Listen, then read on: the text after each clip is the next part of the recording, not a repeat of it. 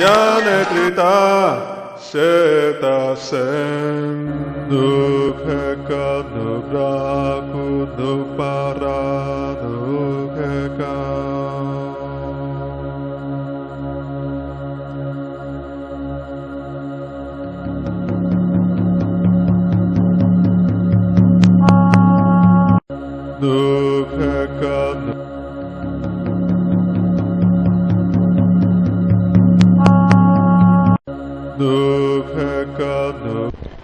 Discover Neterian philosophy through music, through video lectures, and through books by Sabai Dr. Muata Ashby. Peace be with you.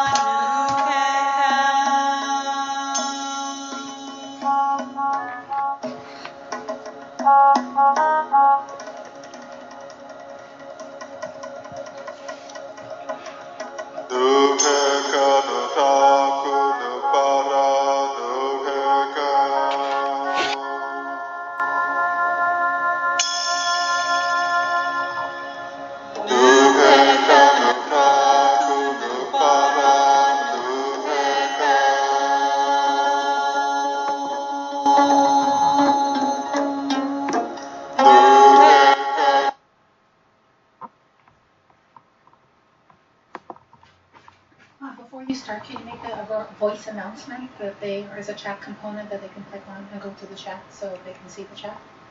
Because only a few of them are in the chat. So you can verbally, don't type it, because then only the ones in the chat can see it.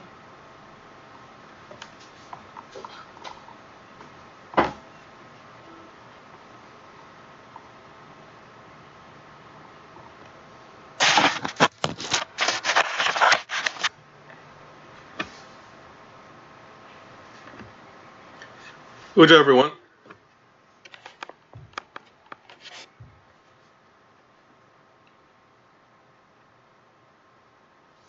Do you have sound and visual now?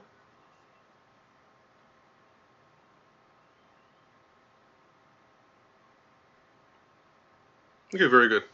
Yeah, the sun is shining right into this room right now. But I think when we come on later, we'll have different lighting. I want to make an announcement that something happened with the chat that it clicked off, so it's been clicked on. But I believe there's a button on the top of the screen that you can go to reveal the chat, so you can see what everyone else is saying. Basically today, we are doing a bonus presentation. This was an evening presentation that was done, and it was recorded by us and not by the videographers. So it's shorter. It's only like about 2 hours, but it includes some special.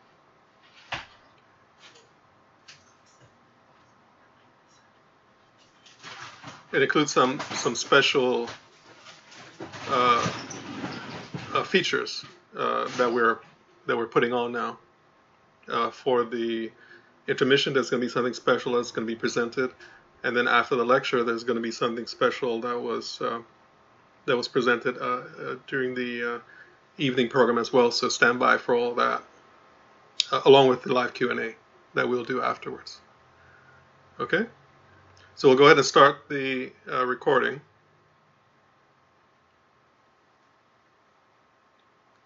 Yeah, so I close the door, so the light is not shining there anymore.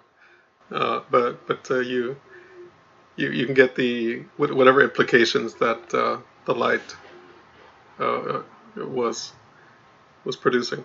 In any case, I'm going to shut down the camera and start the video so we can make sure that we'll be on time. But I think we'll have plenty of time today because the recording is a little shorter, and then we'll go into Q&A and everything else. Okay, tip.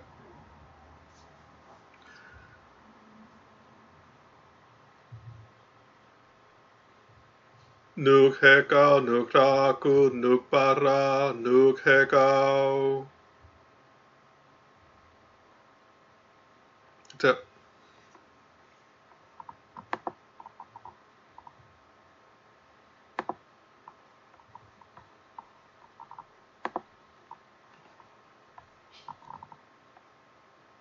Muted.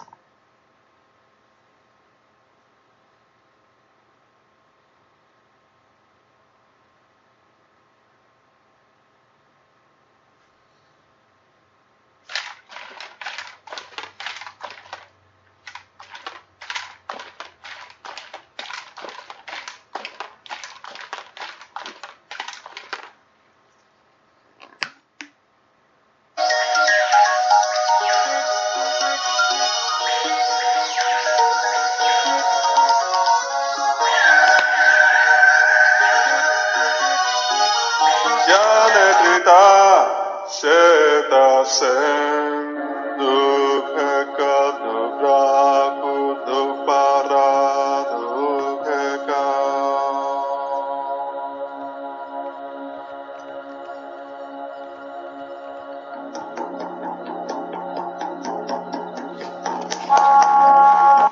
No pecado.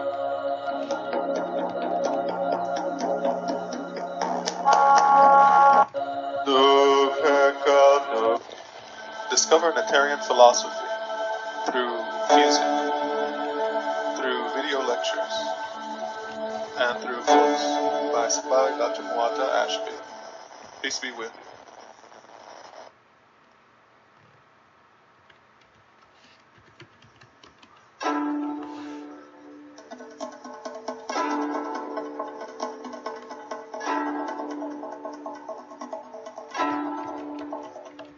Ministries of Lord Jacuzzi Cosmic Mind at the 2017 Neterian Conference. And this is the presentation I'm doing, and it's following a lot of presentations that Sivama has given. So if anybody's watching this video, they really need to be able to look at everything that has come before, because a lot of that's been Unmuted. Uja, there seems to be an error in the video, so let me check on that. Hang on. Muted.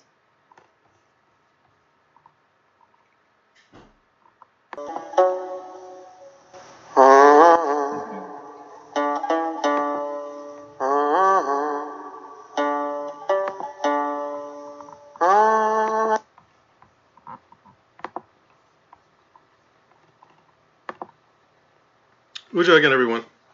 The incorrect video was uploaded. Apparently, it was rendered. The same one that was done from last week was the one that was sent up to the server for the any meeting. So anyway, it's going to take about 25 minutes to render itself and then to upload.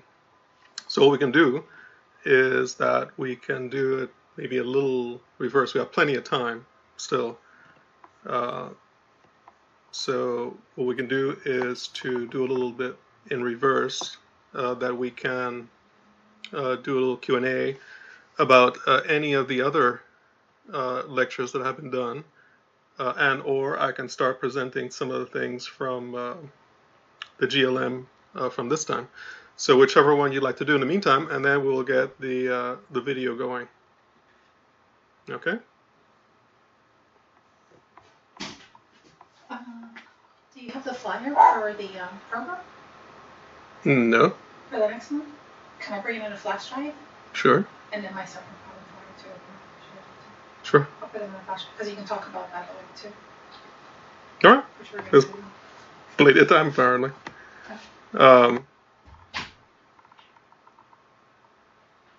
Any questions? About a question about something you wrote earlier in the email message. Okay, what is that?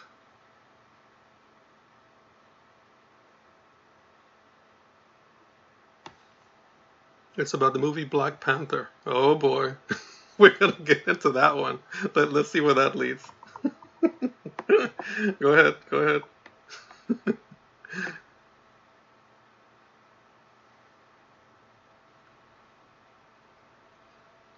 About the Black Panther and how people are fixated on the myth. Yes, go ahead. Proceed. Instead of being fixated on the real Wakanda. Do you see Suama's post on it, Ampu? Okay, yes. Okay. Okay, so people are fixated on it as opposed to the real Wakanda. So what? Go ahead.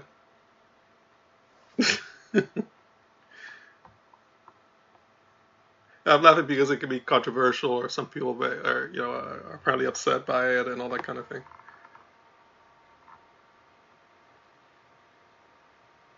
Okay, I thought that your comments were on point and not everyone may have seen them. It was sent to the general all email lists, so it was a public statement. And it actually did not contain everything that I was thinking I could have said, but it contained most of it. especially in light of the fact that a real Wakanda Kemet did exist. Hmm. Yeah, I was thinking about that today, in a sense that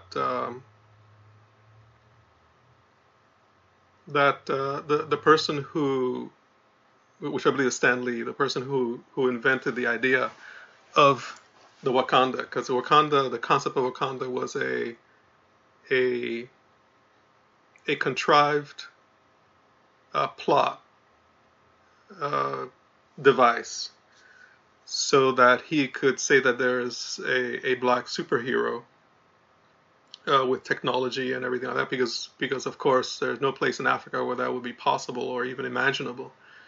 So it has to be some kind of fictional secret realm. And what it means that is that if if this mythical Wakanda had all the technology to hide itself for from the rest of the world, it means that it would have been hiding itself when the Europeans entered Africa to colonize it, and even before when they went in to start enslaving people, which means uh, uh, before 1500 ACE. So 400, 500 years ago, these people would have had technology that surpassed every place in the world, and they hoarded it for themselves. And the ethical implications of that alone are are vast and very negative in my view. Uh,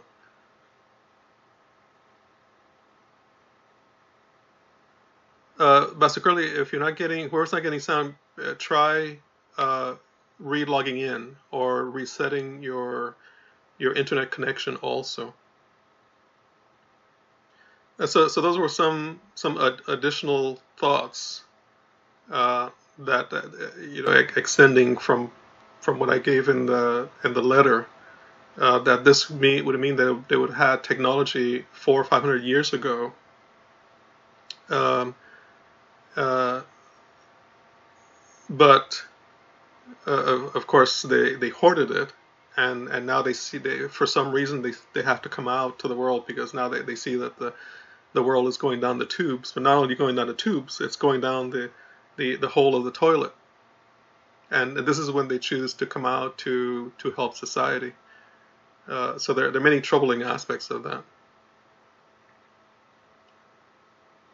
But people chose to feel good about a make-believe instead of a reality. And that's the paradox of human existence. But that's really a reflection of the problem of humanity in general, where wise people, like sages, or even teachers or parents, will tell the child what to do or what they should do, but then the child does something else anyway and gets itself in trouble, etc., etc. And that's a predicament of humanity. It's not a problem. A problem is something you can solve. A predicament is an endemic issue that will manifest regardless. And the reason is because human beings have consciousness and autonomy, because everyone is innately a divine being, and so that gives you autonomy to follow a path of choice. And if you are an enlightened being, then there is no choice, because you are the absolute, and there is no duality in absolute. You can only have choice when there is duality. And so therefore, human beings can and will develop that duality of consciousness in such a way that if it is beset by ignorance, if it's caught up in ignorance, it will follow a path based on the strongest impetus in the unconscious, which is accumulated thoughts, ideas, feelings, and so this is why it has to be the allowing of of the human population to expand in such a way in any kind of level is a very crucial and very careful endeavor that has to be thought through. In other words, you cannot or you should not allow a population to develop beyond the capacity for wise leaders to guide it. And the example of is this ancient Kemet. Kemet was governed by what I call an ethniocracy. It was a theocratic government, essentially founded in ethics. And so everything that would be done would be under that rubric. You would not allow other people to go make a corporation out here to do some other activities that are not under the control or under the ethical rubric of the wisdom of Ma'at. So you can have people who will start saying that, well, it doesn't matter. We can pollute a little bit of the earth and it won't matter. So then a million different people start creating pollutions, and then it starts to really mean something. Societies, countries, continents, and the whole world, all guided by non-Ma'atian culture. So the population has escaped, has moved beyond the ethical conscience out of choice based on egoism. Some people want power, some people want to control life. Some people are so negative that they don't want to believe in a common human ethical responsibility, or a common connection to life. And so therefore they follow and produce and support ideas that support those notions. And in this in context, going back to your question now, the idea that a downtrodden people, a people whose language, whose culture, whose country essentially has been stolen, has been denigrated, and they have been subjected to hundreds of years of indoctrination, it's not surprised that they're going to be seeking any kind of acknowledgement by the slave master or by the one torturing you. It's the same Stockholm syndrome. So Wakanda. So this Black Panther movie is an example of the Stockholm syndrome in that context, where they're giving you something fictional and you're believing how wonderful and how great that is, and actually, the fictional thing that they're giving is something that supports the current paradigm in many ways. It's the idea of it. It legitimizes it. Well, all Africa was messed up, and but at least this one country is remained free, and we have a superhero, so everything's okay. We are equals, and everything is good. What about the Native Americans whose country was stolen and who were almost wiped out, a genocide, and the millions who died on the slave trade, who are mentioned in the movie actually, who threw themselves overboard rather than go into slavery, the millions who were brought and who were raped and mutilated and enslaved, etc., etc. All that remains okay in the context of ethics. From a spiritual dimension, of course, there is RU and there are other things going on, and that's a different kind of aspect to the conversation. Right now I'm discussing the ethical and cultural aspects, and some psychological aspects that we're discussing, because people are accepting that and thinking how great it is because it's lifting up your clothing, supposedly symbols, so that other people can acknowledge them. When people come to your neighborhood I'm not talking about you, I'm talking about in general. People come to people are wearing a dashiki or wearing African clothing and they get laughed at or they get jeers. But now all of a sudden it's okay because it's in a movie, and the movie made lots of money that the same enslaved people are contributing to their money to support this movie and the people who made it, who are part of the paradigm, the power elite that run the world and that are running it into the ground. So anyway, there are many aspects to it, and so it's a predicament that it's not unique. There are other people who have had this problem. Native Americans have the problems. Jews have had the problem. Many, and the Jewish response, we see what that has been, and that from an ethical standpoint has its own negative generation as well. So the only real answer to it is truth, is ma'at, it's and justice. But that's not going to come through this movie. It's not going to produce justice. It's actually producing the opposite: more delusion and more disempowerment. It's taking resources from the same community that is supposedly lifting up and giving it to the paradigm power elite, so that the people can carry their delusion and still be more impoverished. So that's the other. So many people want to say, well, it's a good movie and we should use it to bring some wonderful things and some positive things out of it. And from a ethicist standpoint, that's like the idea we should elect the least worst candidate. So every time you elect a least worst candidate, this is the least worst. Next time, that one is down here, so there's a least worst. So you keep on going down, down, down, down, until you get to where we are now, which is, and if you think that Trump is the possible worst, think again. Think about people like Hitler or Attila the Hun or things like that. But that's a different political conversation.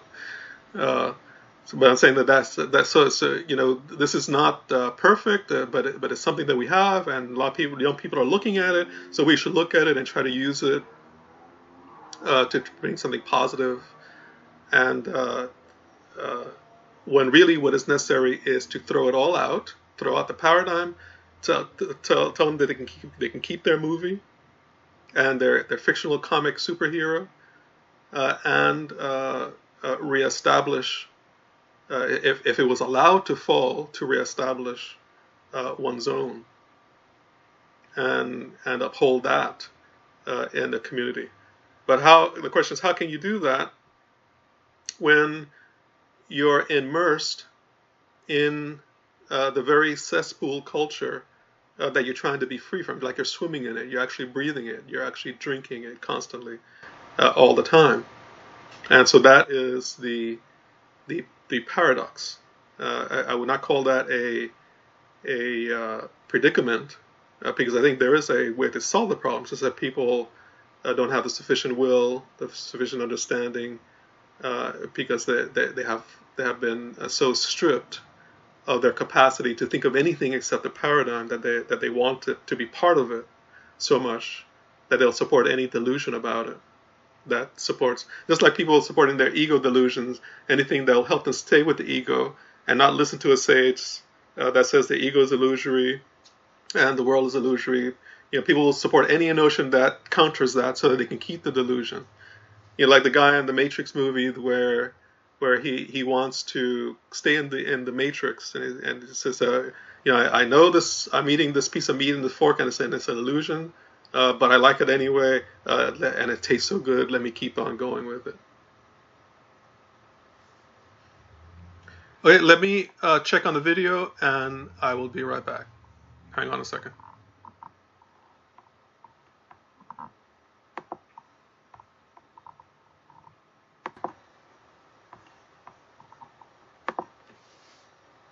Uja, the video is going to take another 5 minutes to finish rendering, and then another 5 minutes to upload. A couple of things more, and then a couple of announcements, and then we'll check on it again, and we'll get going.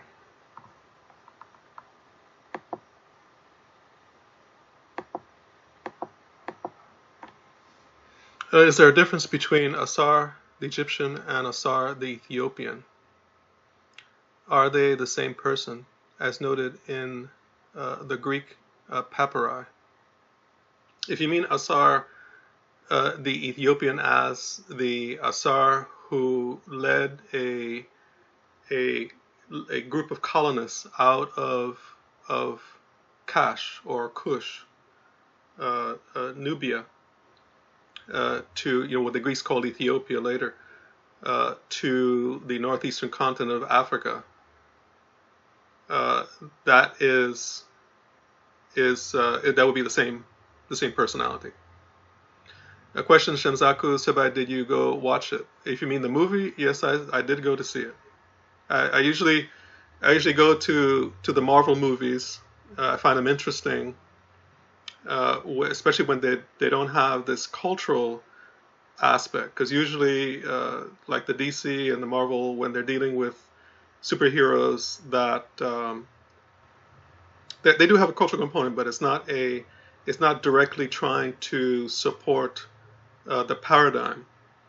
There are some superheroes that want to save the paradigm, like you see superheroes that want to save the world, or even when there's supposedly a supervillain that wants to destroy the paradigm and start over because they see the injustice, and then the superhero comes in and stops them. And the James Bond movies are many of them are like that also. But so it's interesting to see. And from a male perspective, it's an action movie, and so I enjoy those. But I don't enjoy watching movies that are like that. That they're the people who want to save the paradigm. Paradigm is the beast. What we call the beast. This warmongering.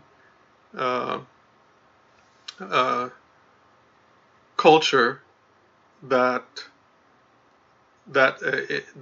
spreads the world devouring, climate destroying culture, and also enslaving people and etc.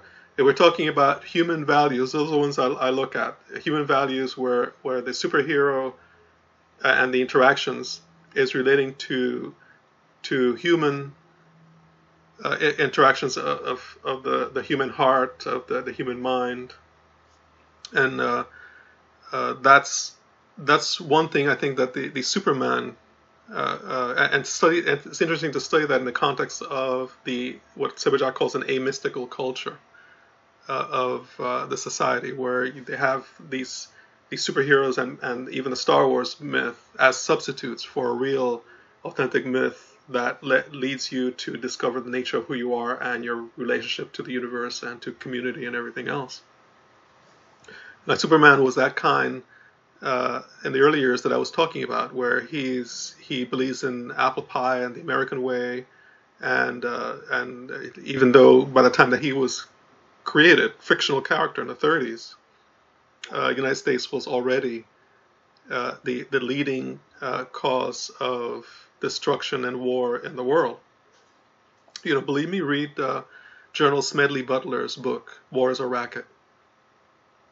And so in these latest movies, Superman and Batman, they're more reflecting the degradation of culture.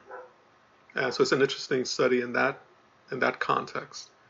And I thought that it's interesting to watch these movies, especially from the standpoint of how it reflects the disease of the culture.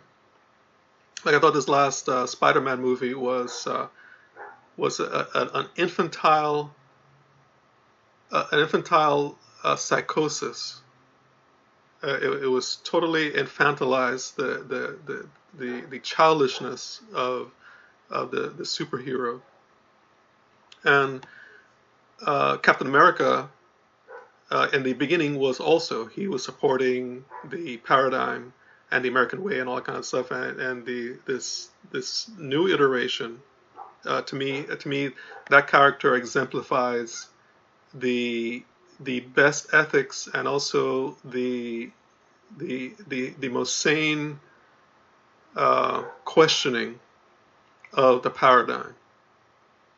And so you have other characters like the Black Widow, who is also like in between that as well. So it's very interesting to see. But this Black Panther has all these other issues that seem to legitimize the enslavement and the exploitation of African peoples, and the character that they had against him.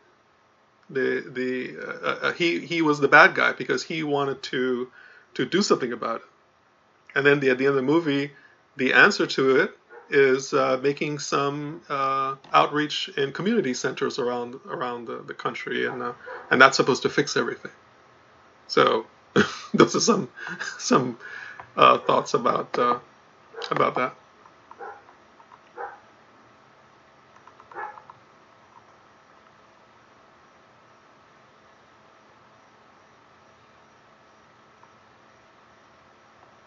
So in my view, how this could be made a positive, it's not by using it and saying, yes, you see, we can be superheroes too. Because like, the point I was making in my letter is that, in my statement is that, yes, you can have presidents too.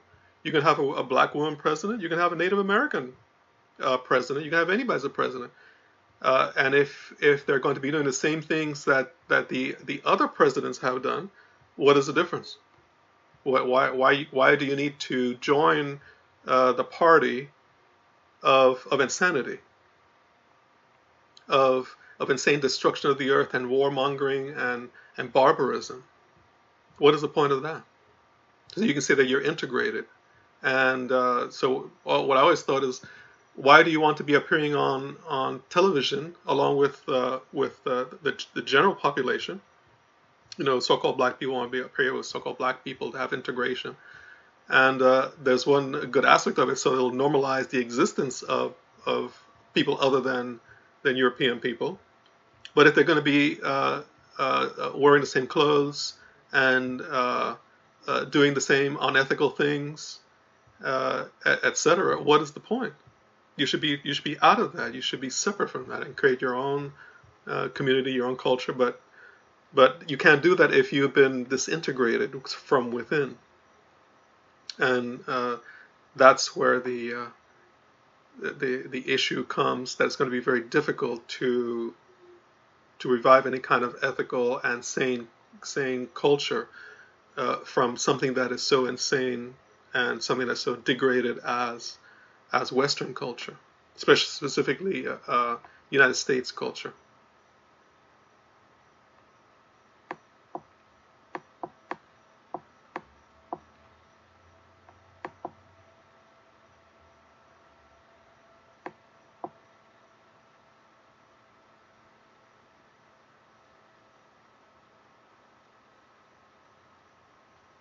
Well, if you say that according to the fifth principle of Jehuti, and this principle is, of course, you're talking about from the Greek period Hermetics that are attributed to the Kemenu philosophy, Hermetics, that nothing is all bad and nothing is all good. That's from the standpoint of dualistic thinking and dualistic paradigm, which is time and space. Of course, if you transcend the dualism, then you also transcend that idea of thinking that, oh, I'm this personality has good and bad, and relationships have ups and downs, and everything is dual, etc. And if for people who want to live in the duality, live with egoism, that is of course correct. For one who is able to transcend that and see an ethical ideal, a transcendental, non-dual ideal, then they have a different vision. And that's what you come to for authentic spiritual teachers to get that vision, to see that vision, and not to be living in the mire of duality forever. Sir Ampu, even those who say they don't practice Christianity don't like Kemet because of the underlying degradation of Kemet through movies. And not just that, but the Christianity, the Bible itself denigrates and says that the people were enslaved in Jews were enslaved in Egypt, which never happened. There's no proof of it. It's just a biblical device to convince people that they have a greater power than the power that ancient Egypt had. And so that's right. So there's no looking to people who are caught up in the paradigm of Christianity or Islam or anything else to try to convince it. Oh, so we're not trying to convince anybody of anything. People have to come to develop their, or to give rise to their wisdom through continuous lives of suffering. It's interesting to see the use of the Asar posture everywhere now.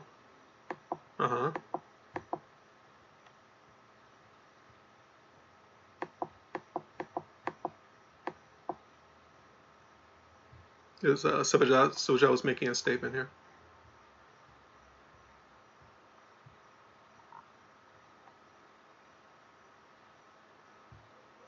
Okay, let me do those quick announcements and let me check on the video and then we'll get going. The first announcement is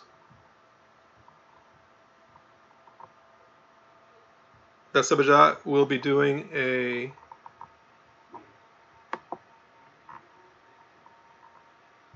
seminar. I think she's coming to tell me something to say. Can you use screen share? Can you screen share? The posters, both of them. Oh, it's not sharing? I thought it was on. And then screen share yours too. Yeah, I thought the screen was sharing the image of the flyer. Here it goes.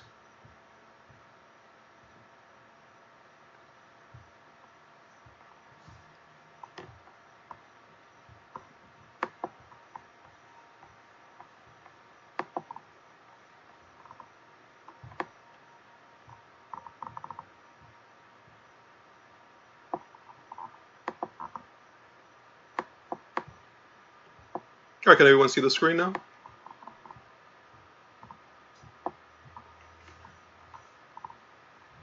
All right.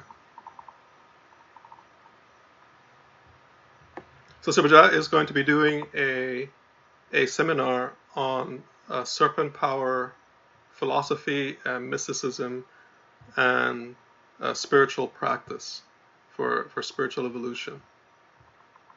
And she's been talking to me about it for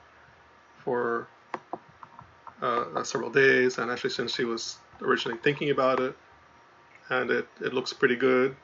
I think that those who participate will find it an enjoyable practice as well as a learning experience, and you're going to get a perspective from her. And so I urge everyone to consider joining. I believe she was going to do 2 of them, and this is kind of like as a warm up for the trip to Kemet that she may also do. She's still considering that, and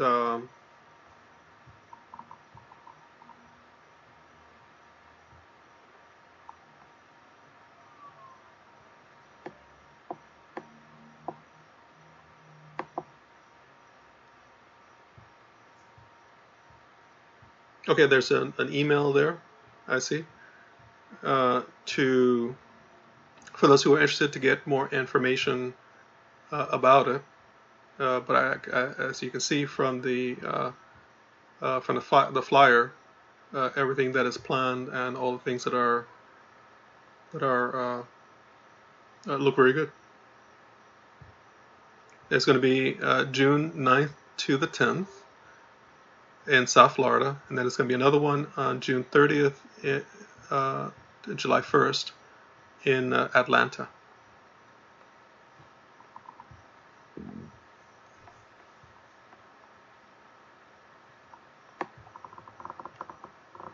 So I think that what she's been showing me, there are going to be many things that also that I have not presented.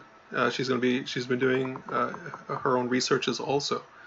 So I think it's going to be very interesting to participate.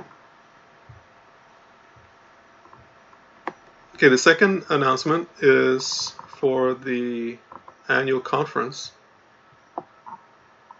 that will be occurring in December. In a way, this conference is going to be December 27th to the 31st, and here's some contact information on there for you to see also, to get more information. In a way, this is going to be a continuation and a expansion on the 2017 conference. 2017 conference, we discussed the wisdom of cosmic mind and the philosophy of transcending time and space, the nature of the divine absolute.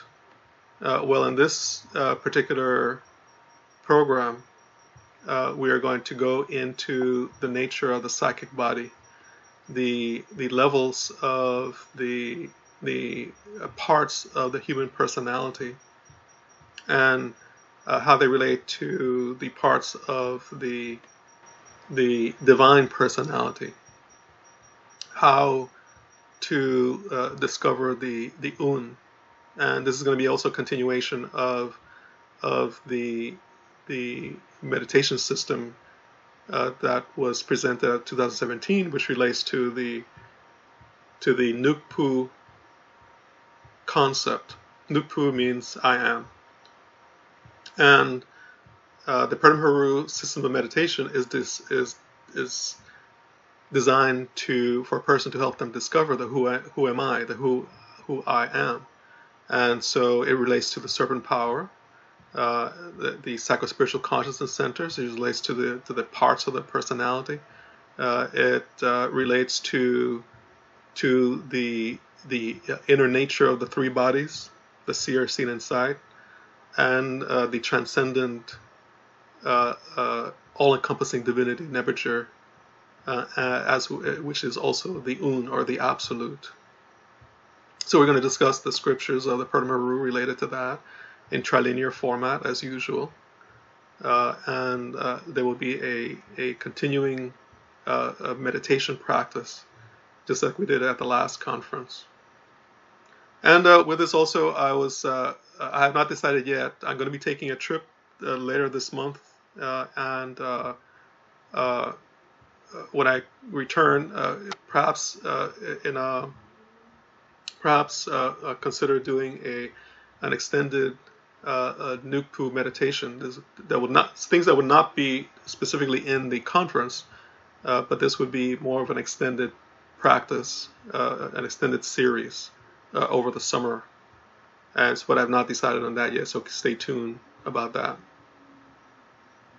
Okay, so let me check on the video and see where things are going there. Okay, hang on.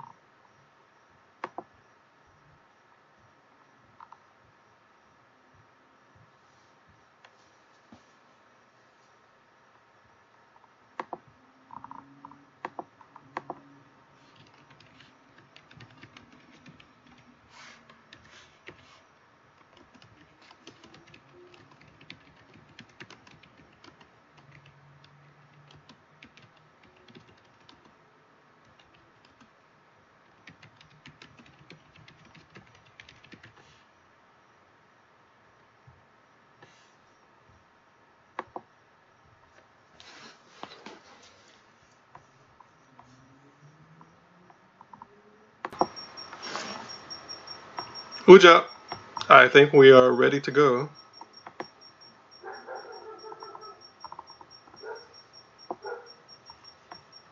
So I'm going to, yeah, there was a neighbor's dog barking.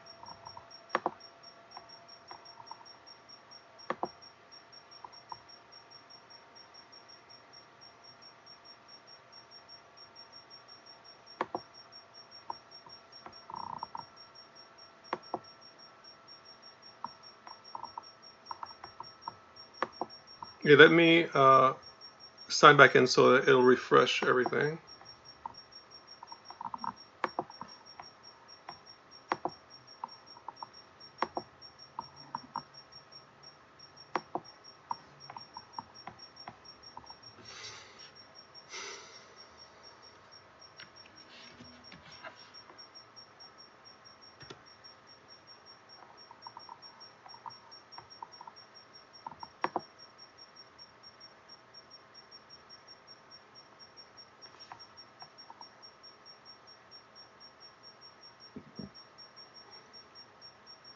There are 3 members in this conference.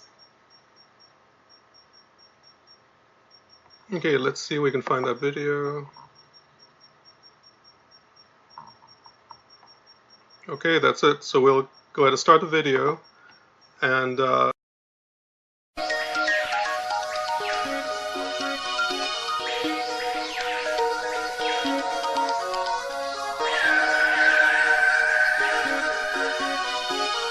Ya netrita seta sem nukheka nubraku nupara nukheka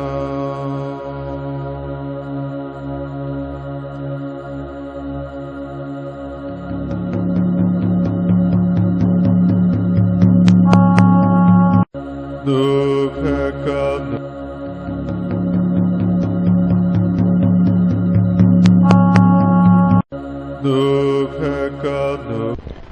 Discover Neterian philosophy through music, through video lectures, and through books by Sabai Dr. Muata Ashby.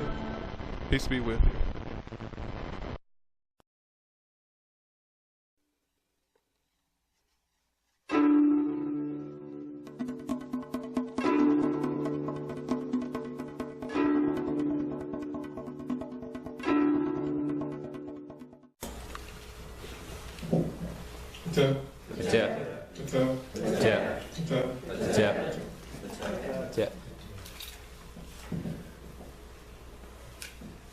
Everyone again. We left off in our series in part 5, but we decided to go ahead and skip part 5, and we'll present part 5 tomorrow. And we're going to do part 6 now, since it's the evening session now, and it relates to the meditation practice. So part 5 will pick up where we left off tomorrow. So tonight we're going to present the Glorious Life Meditation System, the teaching that was given by Lord Jehuti to Goddess Heteru when she was experiencing a mental delusion. In the form of segment. Now this, go to the next slide. We are not going to present this as we have usually done before, where we have various images relating to sections of the myth.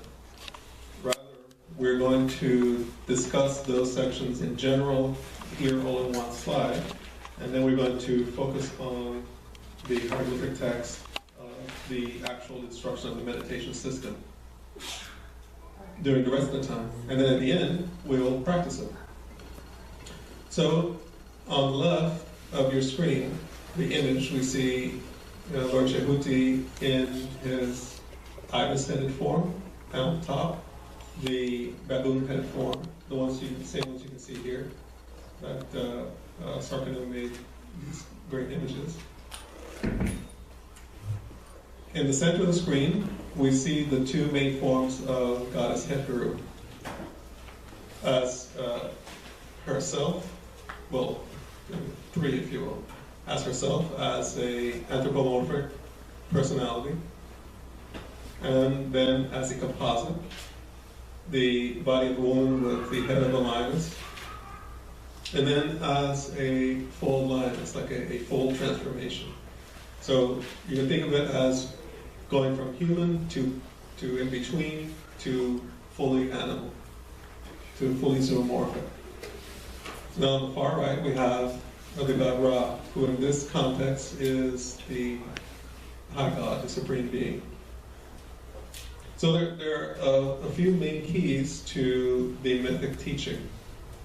The backdrop of the situation was that human beings were dissing Ra. This is at the beginning when Ra had created creation, and then he himself came down to be king on earth, the position that Asar later took. But he himself was the king on earth, and many years passed. He had created human beings, he had created creation, but human beings were not the way that they are now. Not the way that we know them now, that they live maybe like 70, 200 years, and then they get sick and they die. Back then they were able to live a long time. And they lived so long that they forgot that they had been created. And they forgot that they were derivative beings, and they thought that they were all that. They thought they were, And so it's like, who's this Ra? We don't know any Ra. And then, in the morning he acts like a beetle, and in the day he stands tall, as if he's proud, and in the end, in the last part of the day, he's like an old man with his walking stick, and he goes into the sunset. So, we can, create other human beings. We do that ourselves. We can build things. We don't need Ra for anything. So Ra got wind of this, just like in the previous story that we heard. The man, Lord Jehuti, informed Ra what had happened, that Nanakapata had taken the book, and so he told on it. He told Ra, which is the high consciousness, the supreme consciousness. And this is not something that you don't want stuff getting back to your high consciousness, because then that's going to come back on you. That's kind of the message there also. So your own actions, they're informing, they're going to be informed to your own higher self, and that higher self is going to give you what you deserve. So he informed what people were doing. He informed Ra and says, "What? What are you talking about? They're bad mouthing me, and they're talking badly and cursing me and everything." So then he asked his daughter, Heteru, to go down there and teach them a lesson by smiting them, by killing them. And she did that. She did her job very well, but after a time, she got to liking it a little too much. And so she started enjoying killing, and she started enjoying drinking blood and eating meat and seeing fear in people's eyes, because that made her feel big and powerful, and instilling fear in other people. Some people, they get their self-worth by hurting others and by making other people feel bad and making people feel smaller than them, so they can feel larger than the weak people. And so she got to liking that so much that she was killing the negative people, the unrighteous people, and then she started running out of them. She started killing the good people too. And then word got back to Ra again. Say, hey, you better put a stop to this, because you're going to run out of people. At all. And furthermore, as it turns out later, we learned that through the parables that are given by Lord Jehuti, getting ahead of it. But basically, he sent a couple of gods, Geb and Yushu, and all the other gods, to try to stop her. And as soon as they approached her, she tried to eat them too. So they scattered right out of the earth and went back down and said, "Well, we can't deal with this wrath that's going on there." And then he says, to Lord Jehuti, "Can you help me? Can you deal with this situation?" And then he says yes, and then he goes in the form of a baboon, And the first thing he does is that he humbles himself so that she won't eat it right away. She gives him a chance to speak, and he gives her a sedative composed of the blood that she likes, beer that she learned to like also, but he put a special ingredient. The bowels are raw, the souls are raw, in Mandarin, and that was a kind of potion, and that gives like an indication of, among other things, like what you all were doing here just now, the dancing and the movement and the funning, but it had the special ingredient of the adoration of the philosophy that you're learning, and that acts like a special potion. Question, so the second power, I think, or Vara even there, do we assume there's a second power? I think before we thought there were just like multiple souls being related to the second power. Well, there are none, but most of the references refer to those. There are a couple of references. The souls of Ra can be the souls of Ra in Anu, which includes Shu, which includes Tefanu. That trinity of divinities there, giving part of the company, not the whole company. And then the seven souls. So, but essentially, it's the bottom line is that the spirit essence of the divine that's being infused as a remembrance, as opposed to, this is what they interesting that they call alcohol. They call it spirits. Yeah. Because you put it into you and you start acting like you're possessed or something. Well, this is of course way before they invented liqueurs and distilled liquors and things like that. But in many cultures, there are drinks that were given in the Eleusis mysteries. In Greece they had it, and in India they have the soma, and even the Taino Indians in the Caribbean had a drink that is like an inducer to opening up the psychic awareness. People try to do that with LSD, but it's not the same thing. It's something that acts like a hallucinogen. It's not the same thing as helping you open up something that is something more like that. It overwhelms you and sends you on a trip. This is something to open up your personal spiritual journey. This is a different kind of context.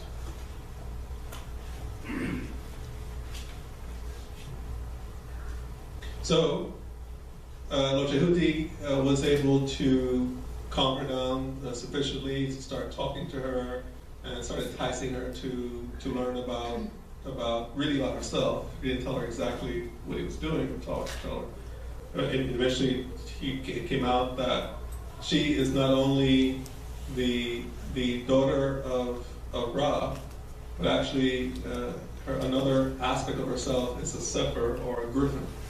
A griffin is a mythic animal that is the most powerful being in creation, and so therefore she was able to.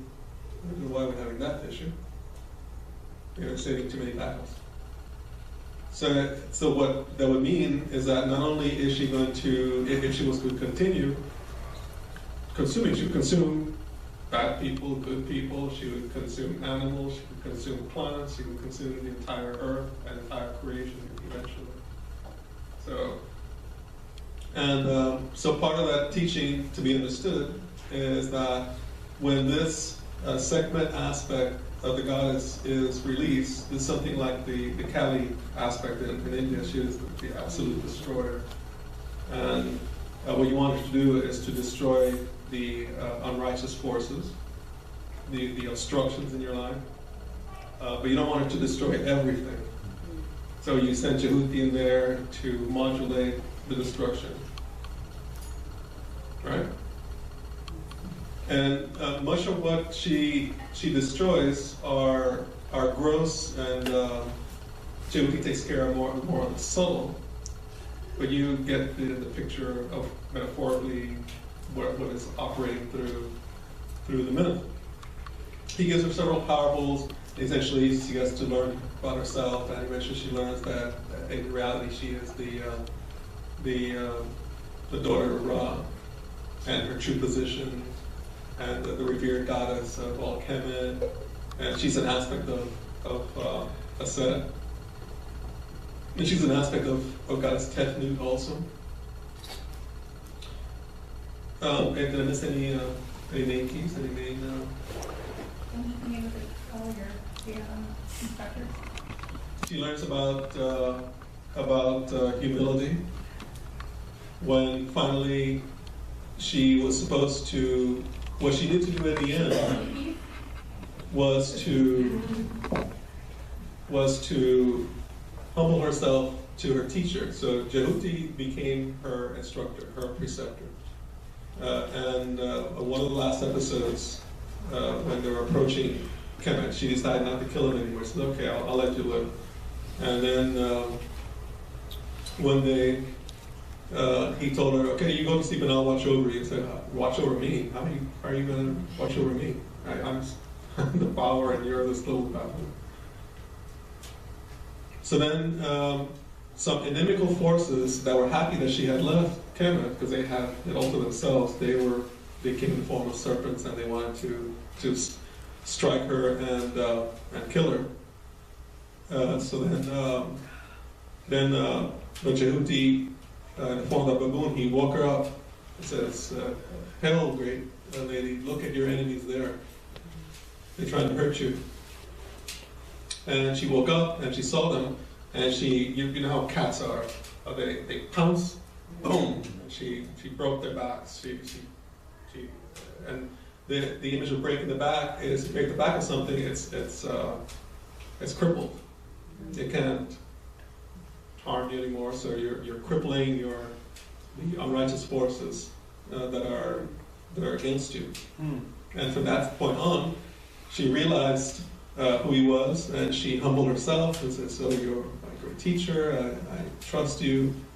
And from then on, she was, through that humility, through that relationship that was established, she was able to go the rest of the way, and she went on transforming back into the complete human form. So some keys. Goddess Heru is asked by Ra to leave heaven and go to earth to smite unrighteous men and women. She agrees and turns herself into the cosmic force lioness Sekhmet. Sekhmet forgets herself and enjoys, as it's spelled there, killing and continues. And if she continues, will consume all. Ra sends gods and goddesses to stop her, but none except Jehuti can accomplish the task. He calms her, it soothes her, gives her the essential drink, the sedative. Then wisdom teachings to help her remember herself, and she eventually does, and she makes a triumphal return to Kemet. And this whole mythic teaching is a metaphor of how human beings come into the world. They start to enjoy physical existence. They forget who they were originally, and then they can be tumbling from life to life in the same forgetfulness state. Until they listen to the teaching of Lord Jehuti and they remember who they really are. They remember themselves as coming from the source of the Creator, in this context, Ra. But in the meantime of as they were approaching, he gave her a teaching, and the scripture says that this teaching is to be practiced by men and women, by the clergy as well. Just a universal kind of teaching to be practiced. And so we can assume, we can understand that this is the teaching that he gave her to practice that led her to enlightenment. And so now we're going to look at that text. The following is a meditation practice given by Jehuti to Sekhmet, and for all priests and priestesses and regular people to practice to augment the remembrance of one's higher self. So this is a short section from the front part of the text. Jedin hem ra, iu ad Sekhmet, and zenim sudan. His Majesty, the God Ra, the Creator Spirit, said, "It is I who hereby assign and order with my power as the King of creation that is within them the following. En Sandu, Set Keper Sekhmet, Pu, Shebet Tu, in the form of a slayer, in the form of my daughter Hathor. May she go to the earth in the form of a wrathful destroyer, Sekhmet, her power lioness form that destroys unrighteousness against me, and may she destroy all humans on earth who denigrate, curse, or conspire against me. May she go forth, fighting them, cutting them, hurting them." So this is a kind of, in a sense, this is like a kind of wrathful aspect of Ra, like the wrathful, vindictive, hurt God who is sending retribution.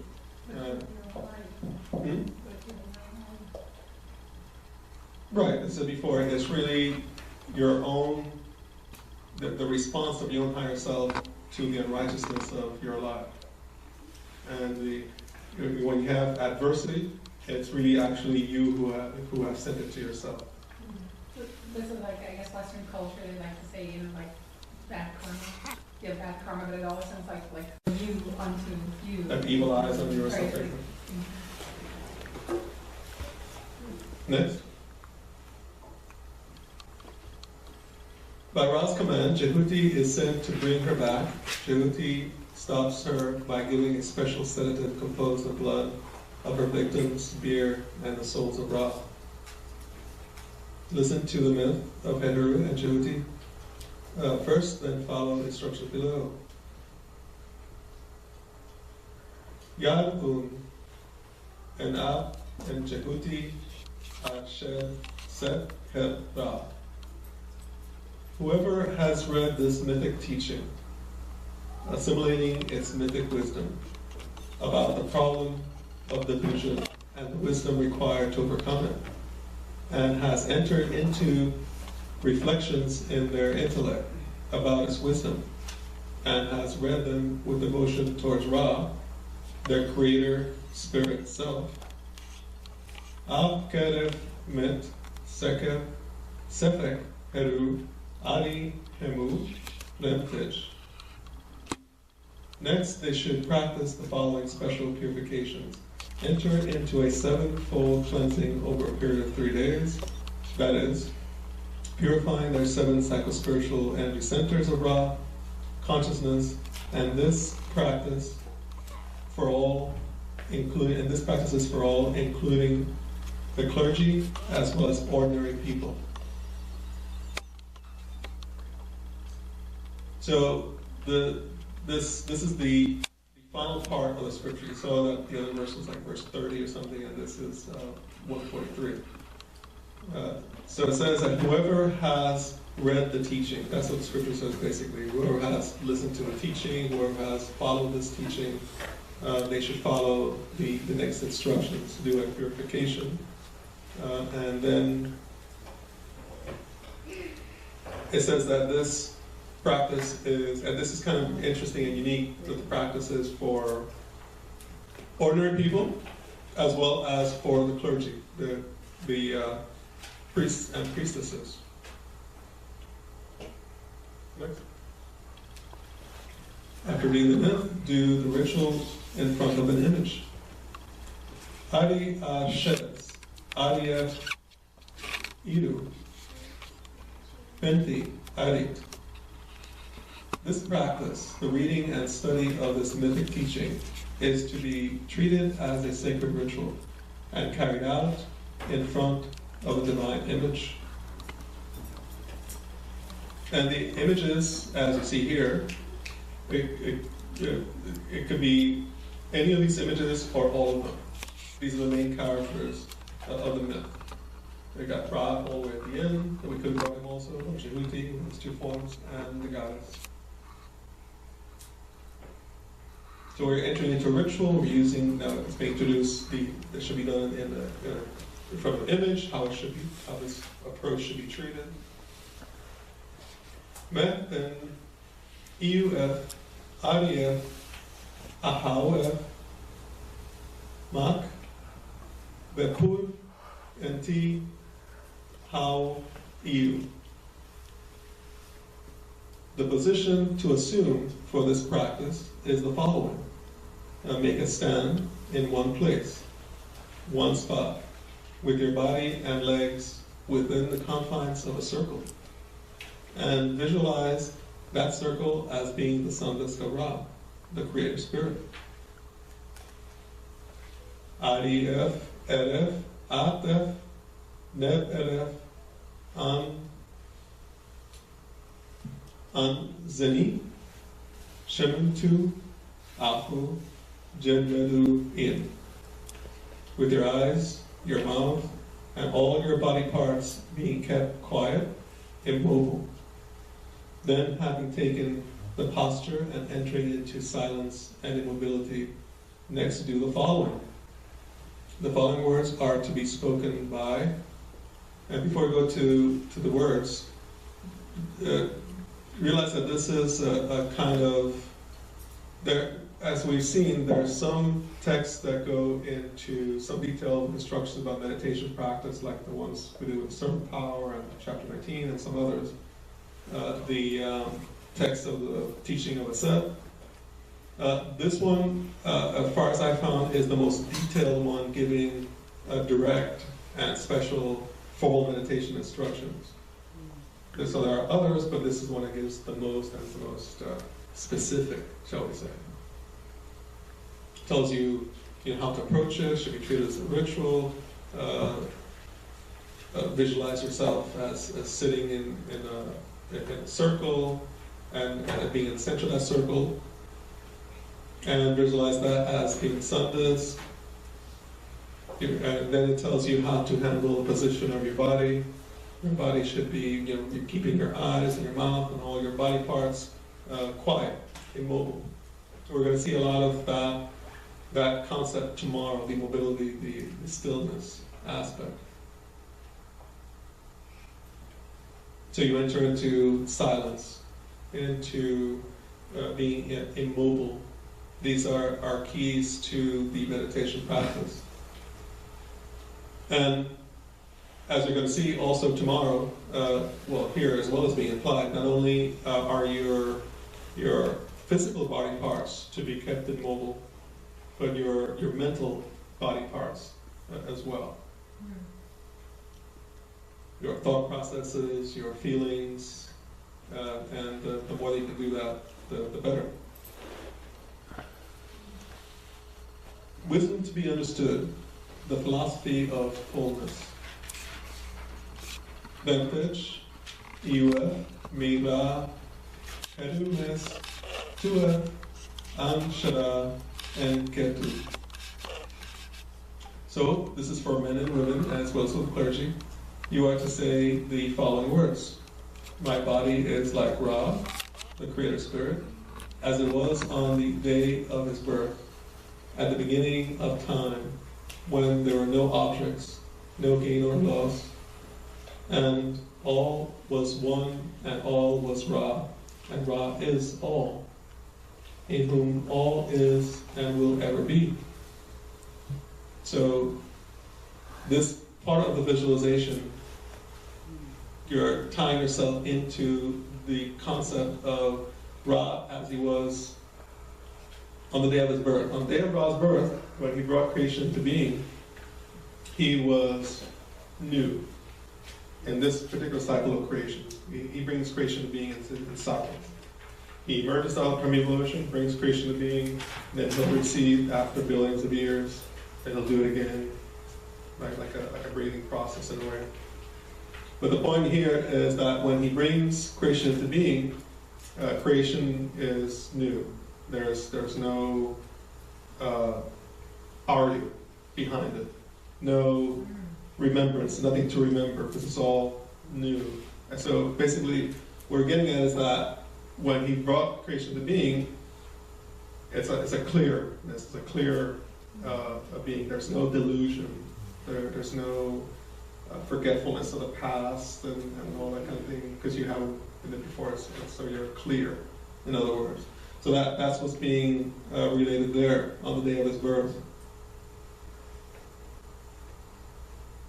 Next.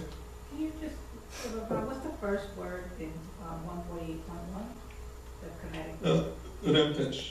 Remtesh means people, men and women.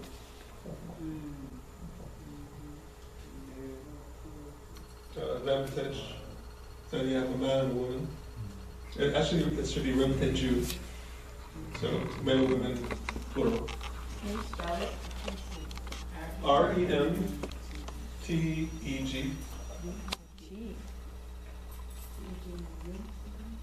Excuse me? And then you. And the U. And it'll be the U. And it can also be a G, it can also be a J. So it could also be REMTEJU.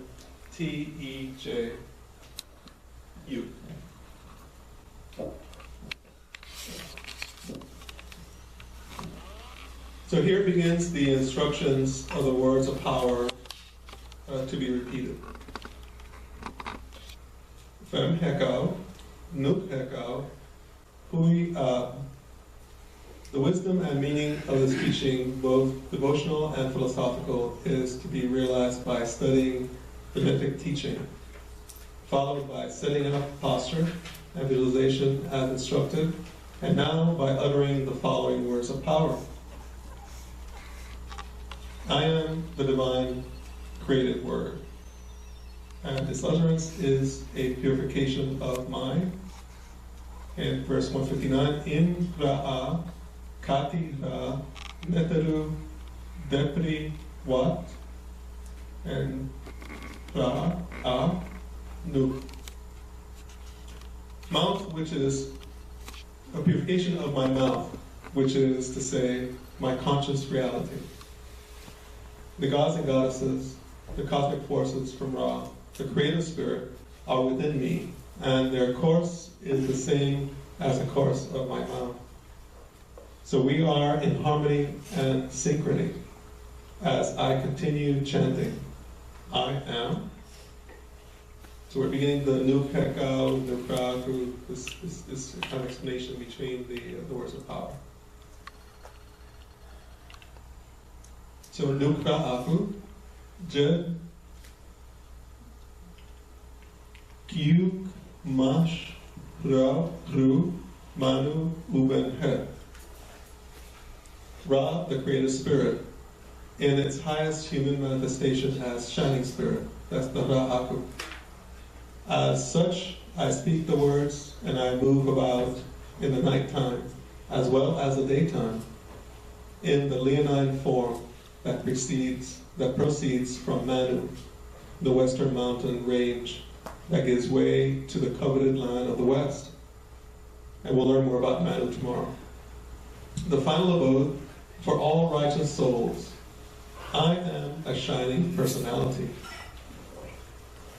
Verse 161. Her keftiu and Ra nukbara nukhekau. As to the personalities that are enemies of Ra, the creative spirit, I say, I am the very soul of that creative spirit, and I am the creative word of that spirit that brought all creation into being and which sustains it. Therefore, all inimical forces will fall before me, as I am not a limited being, I am the spirit.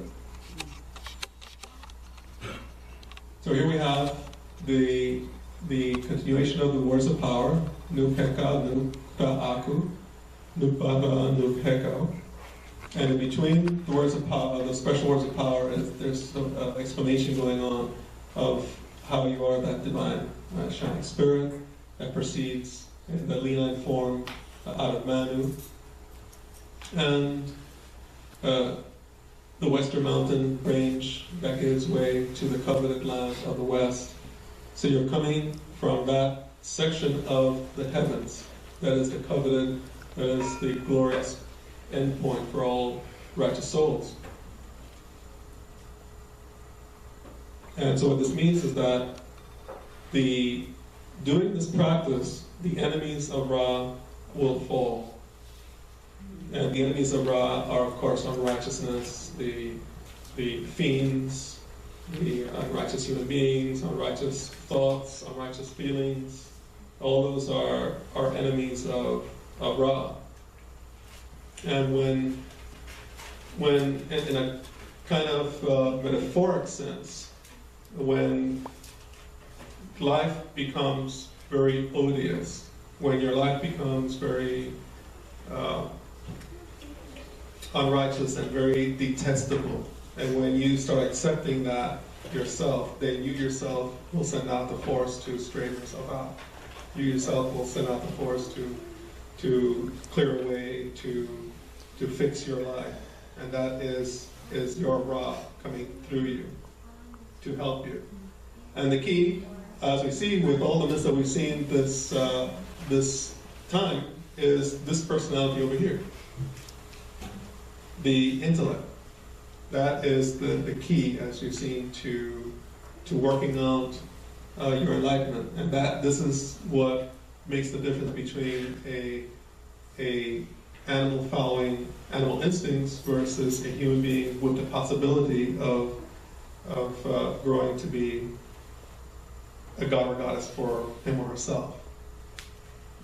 However, that's a double-edged sword, though, because a human being can attain great heights, but also can attain great lows. You don't see, I've yet to see a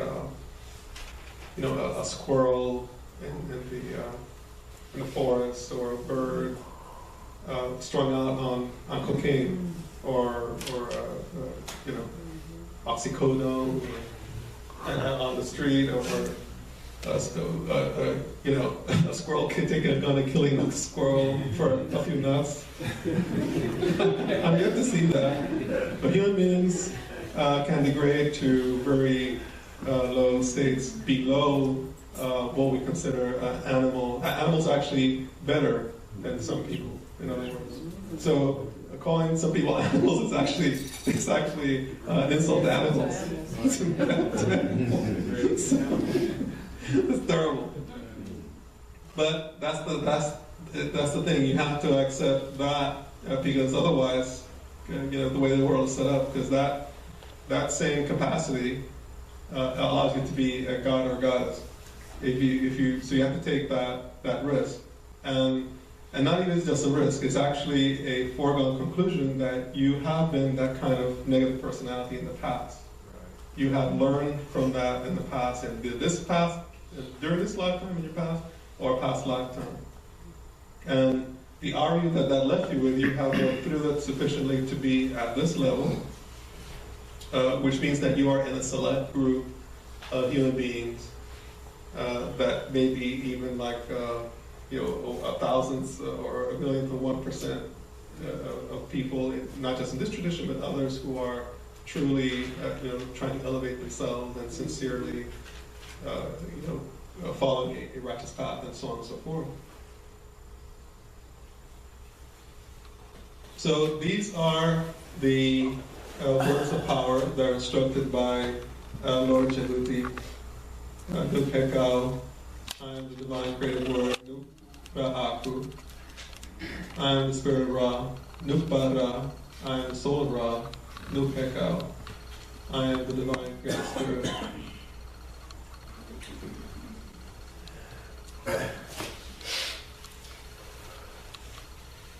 Any questions about the the text or the general outlines of the myth. We just try to hit the high points, the highlights of the myth and the text. You get an idea. In this text, you go back one slide before we move forward. The text, we will try to see tomorrow. We will show some 360s.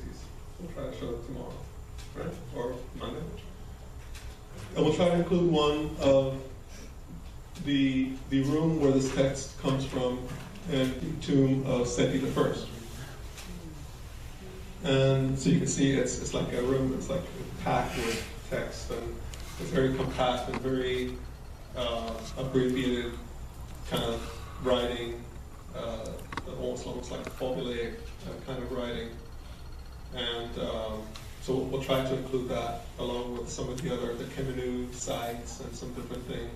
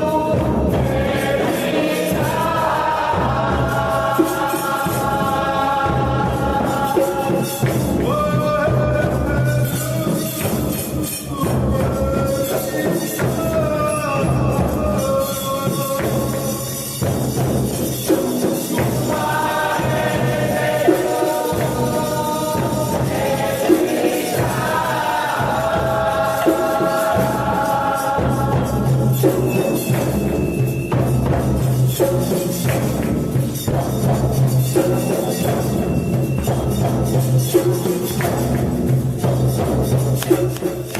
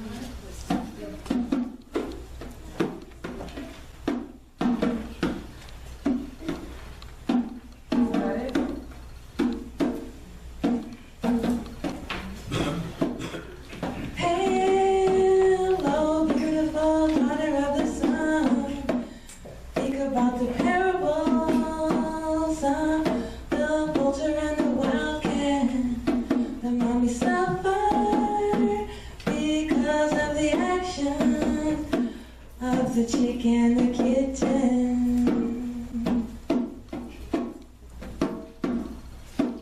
Oh, glorious lady Heteru, do you see the omniscience and the justice of God, who sees and hears all things?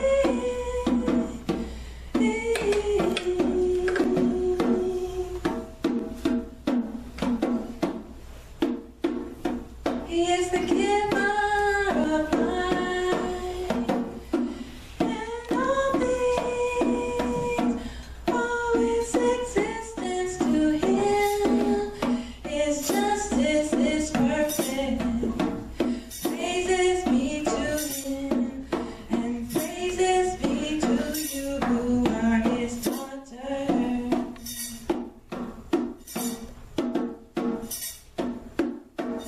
Oh, divine lady, I bring you offerings of divine food from the abode of the sun.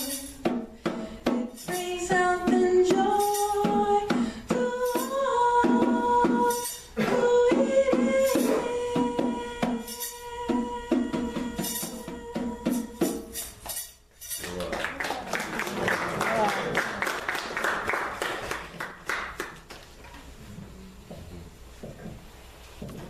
Hatep. Hatep. Hatep. Hatep. Hatep. Hatep. Ujah, greetings everyone. I'm Shem. I'm Shem Sanket, and we will be practicing the glorious light meditation along with Nukampu. And we will be practicing the glorious light meditation, or the Wa'akua. And this teaching was the last teaching given by Lord Jehudi to Hetheru to remember herself, her true nature. And this teaching this meditation will help us remember our true nature, our true selves, as a divine personality. So the glorious light meditation is the oldest known codified system of meditation in this historical period. It was brought out by the King Seti Uwa, or King Seti I, in around 1350 BCE in the city of Waset in his tomb. And the human personality has 4 aspects: intellect, devotion, the righteous action, as well as will. The will aspect of the personality is purified by uwa, or meditation. And so, with that, we'll be doing a form meditation, which will be dealing with these 4 aspects: your posture, visualization, breath, as well as heka, or chant. So posture. So I was going to suggest that maybe before we actually start the meditation, can we do like more musical song, just to get everyone like with the words of power, what we can do with like with the drums and all that. Okay. And then after a while, then we can go to the actual meditation. Sure. Okay. So, okay, here we go. Won't be a very long thing, but just the music part, and then we'll go down to the drum beat, and then we'll stop the drums, and then that's it. Well, I don't know if Shem's set is finished yet. All right. Her portion, Okay. and then we'll do the song after she Okay. finishes. If that's okay. Neat. So with the posture, we have sitting with your back straight, either in a cross-legged position or on the chair with your feet flat on the floor, or laying down in lying position with your palms facing up. But the visualization is coordinated with your breath, visualizing that you're sitting in the middle of a circle. And you have this light that you're visualizing. And as you breathe in, visualize the light coming from the base of your spine to the middle of your forehead.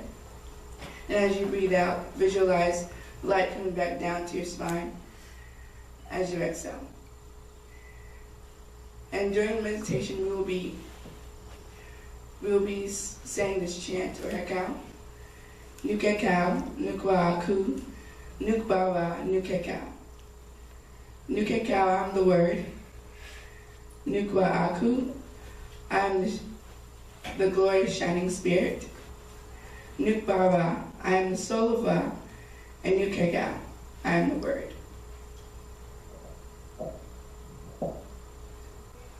Okay, well, let's try to do it and repeat after me. We're gonna do the Look at Cow song. Well, we haven't done this kind of music in song kind of way. So the Look at Cow, Look at Cow. Sir. So call and response.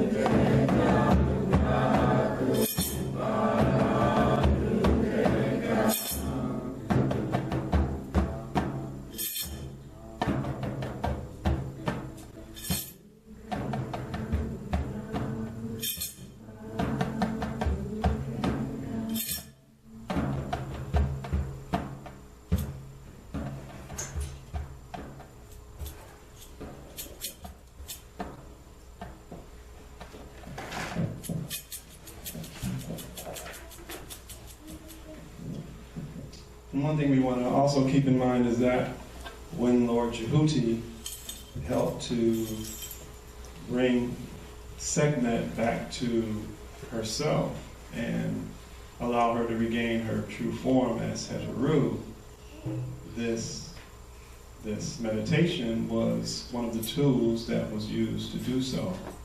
So we have been enjoying to study the myth and then do the meditation practice because this was left for us by Lord Jehuti as a means and a mechanism for our spiritual enlightenment as well. Everyone, now we are going to begin the practice of the Glorious Light Meditation. You should be sitting someplace, somewhere comfortably. You should have some space and room in the chair that you're in, if you're on that, if you're on the floor. Your back should be straight. Your shoulders should be above your hips.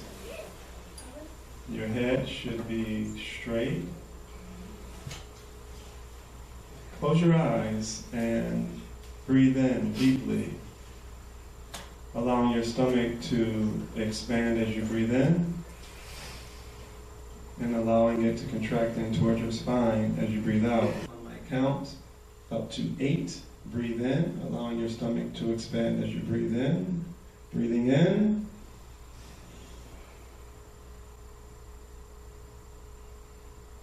Breathing out.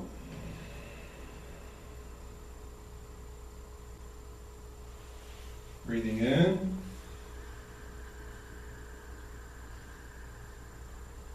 Breathing out.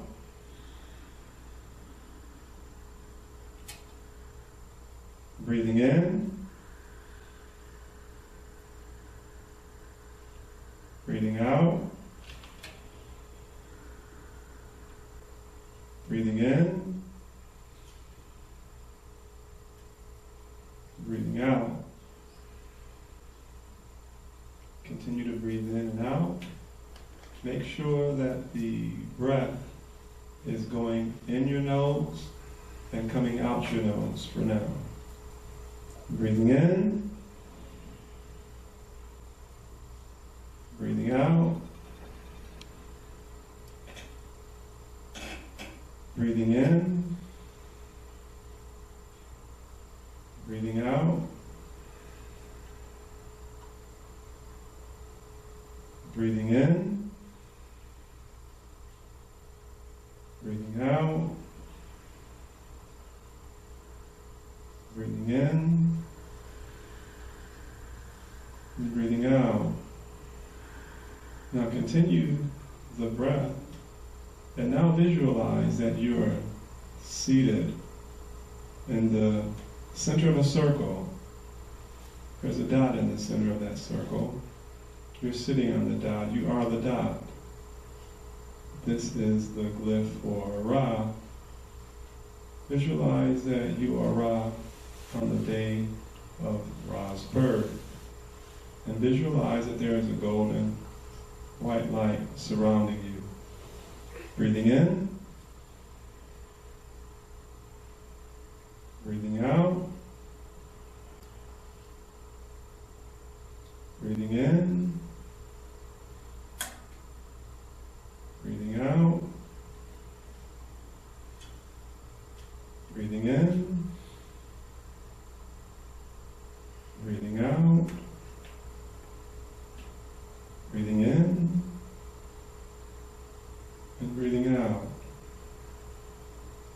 And now while you are continuing with the breath and the visualization, add the additional visualization that when you breathe in, you see an additional light coming up through the bottom of your first Sefik Bara, traversing up your Sefik Bara up your back, and coming out through the point between your eyebrows. And then when you exhale, see the light reversing course and traveling downward through the Sefik Bara. So now when you breathe in, the light comes up through upward through your Sefik Bara and out your third eye. And when you breathe out, it reverses. Breathing in. Breathing out. Breathing in. Breathing out. Breathing in. Breathing out. Breathing in, breathing out. And now we're going to add the sound to it in a call and response manner. The chant is Nuk Kakao, Nuk Ra'aku, Nuk Bara, Nuk Kakao, Nuk Kakao, Nuk Ra'aku, Nuk Bara, Nuk Kakao. When I do the chant, after I've done it, you will be breathing in while I do the chant, and then you will be exhaling while you repeat the chant. In a call and response manner, while you continue to visualize yourself seated in a circle, center of the circle, surrounded by a golden white light, with the additional light traversing upwards and downwards to your Sepik Bara. Nuk Hekal, Nuk Raku, Nuk Bara, Nuk Hekal. Nuk Hekal, Nuk Raku, Nuk Bara, Nuk Hekal. Nuk Hekal, Nuk Raku, Nuk Bara, Nuk Hekal. Nuk Hekal, Nuk Raku, Nuk Bara, Nuk Hekal. Nuk Hekal, Nuk Raku, Nuk Bara, Nuk Hekal. Nuk Hekal, Nuk Raku, Nuk Bara, Nuk Hekal. Nuk Hekal, Nuk Raku, Nuk Bara, Nuk Hekal.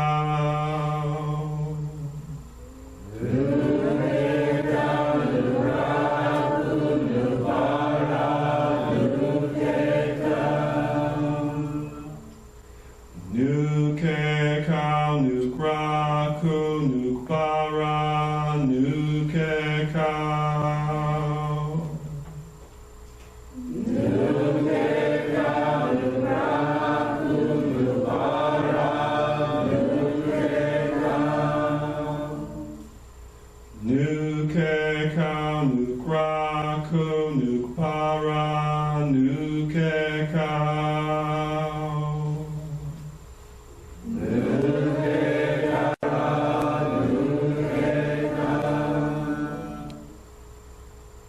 Nuk Hekal, Nuk Raku, Nuk Bara, Nuk Hekal.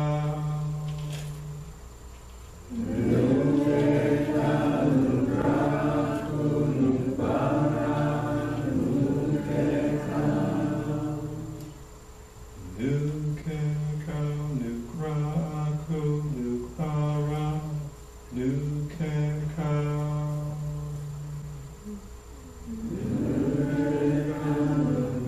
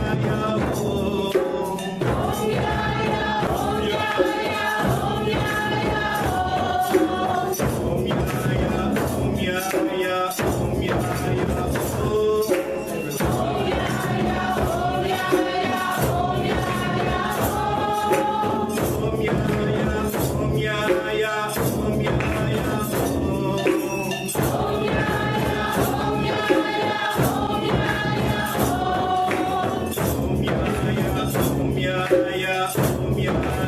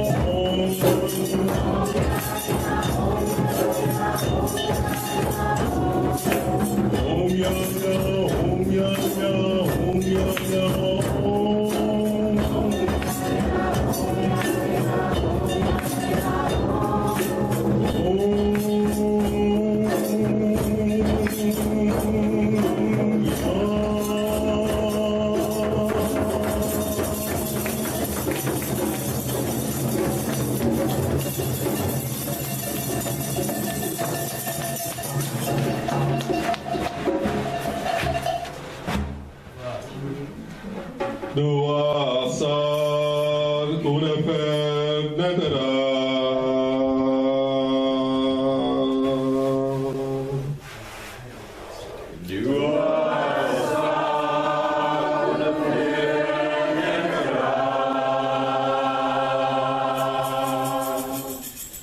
Dua sal heradu.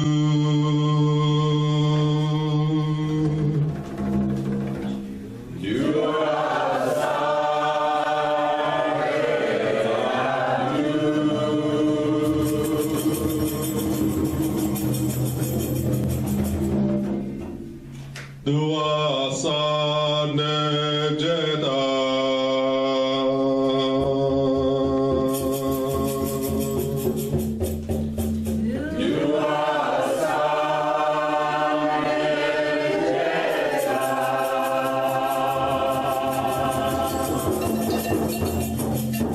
Dua sal suten he.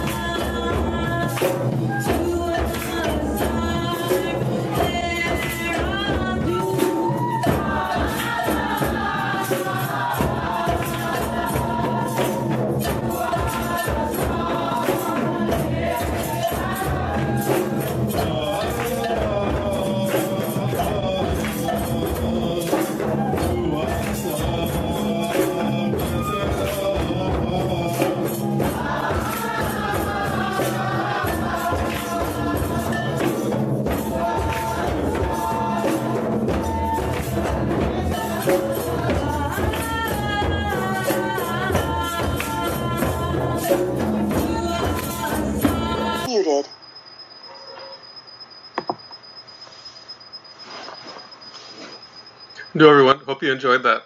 Those very nice having those Nefer memories, right? What I want to do now in the time that we have left is that I wanted to show two new slides that have not been shown before, and basically they are based on the questions, some of the questions that were asked earlier, and also in a way generally of the past. So let me just set myself up here and share the screen.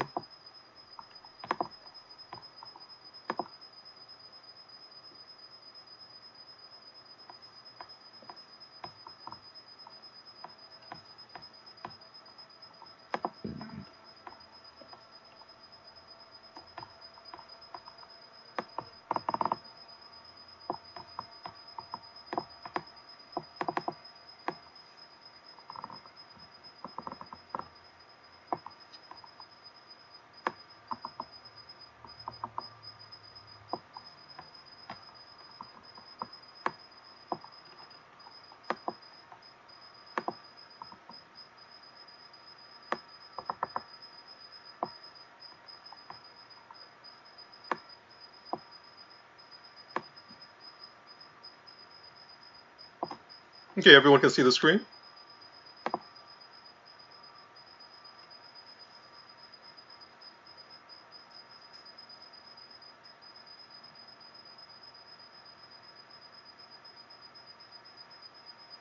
Okay, very good. This question was asked earlier about the the cleansing, uh, the sevenfold cleansing, and the 3 days. The numbers mystically, mythically and mystically, the numbers 3 and 7 have important significance. You heard of the 3 days that Jesus was supposedly dead and then he resurrected. Uh, the number of 3, the Amun Ra and Ptah, the Trinity. The number 7 has many representations, and also the multiples of 7, as was discussed earlier. Doing a practice for 21 days or multiples of the 7, and the common denominator of all those multiples is the 7. And in this context, the most important mystic representation of the number 7, or metaphysical representation of the number 7, is the psychospiritual consciousness centers, and usually referred to by the more common name chakras, that is given from the Eastern yoga practices, that has made the term more prominent and more popular.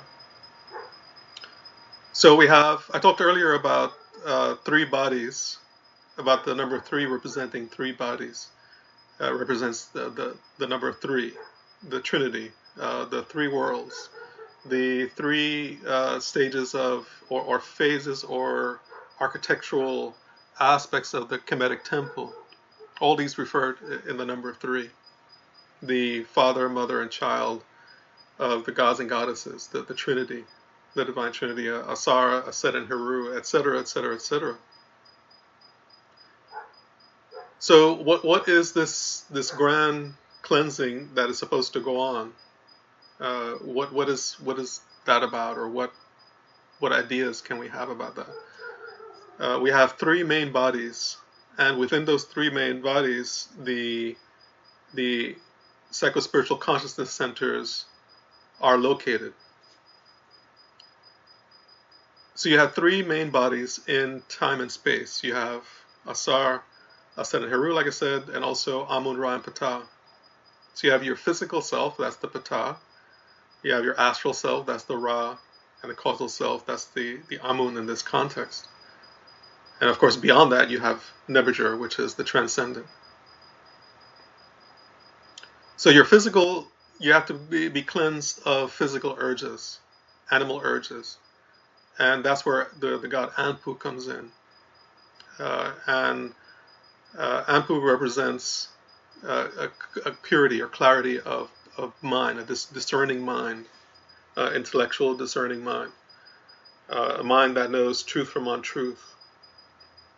When you're overcome by physical urges, you don't know right from wrong, you don't know truth from untruth. All you know is what the animal urge is urging you to do. If you feel like killing someone, you'll kill them.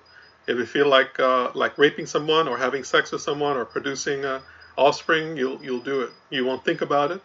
You won't reflect about it.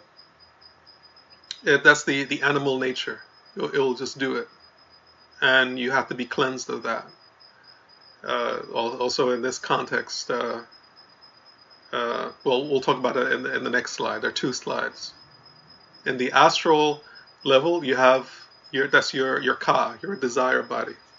And the physical is called Kat, and the astral is called Ka.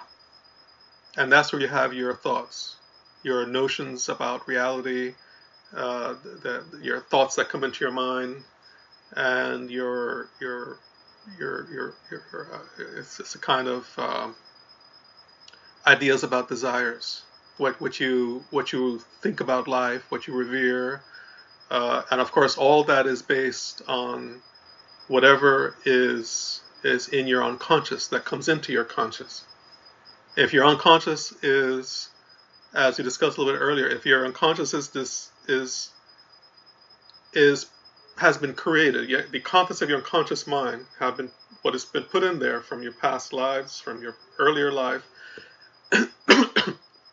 If the contents are memories of pain, memories of sorrow, memories of being something that you're not, or being part of a culture that you don't belong to, or denigrations about yourself, your people, your family, etc., then the thoughts that are coming up around that or about that or related to that are going to be tainted by those notions.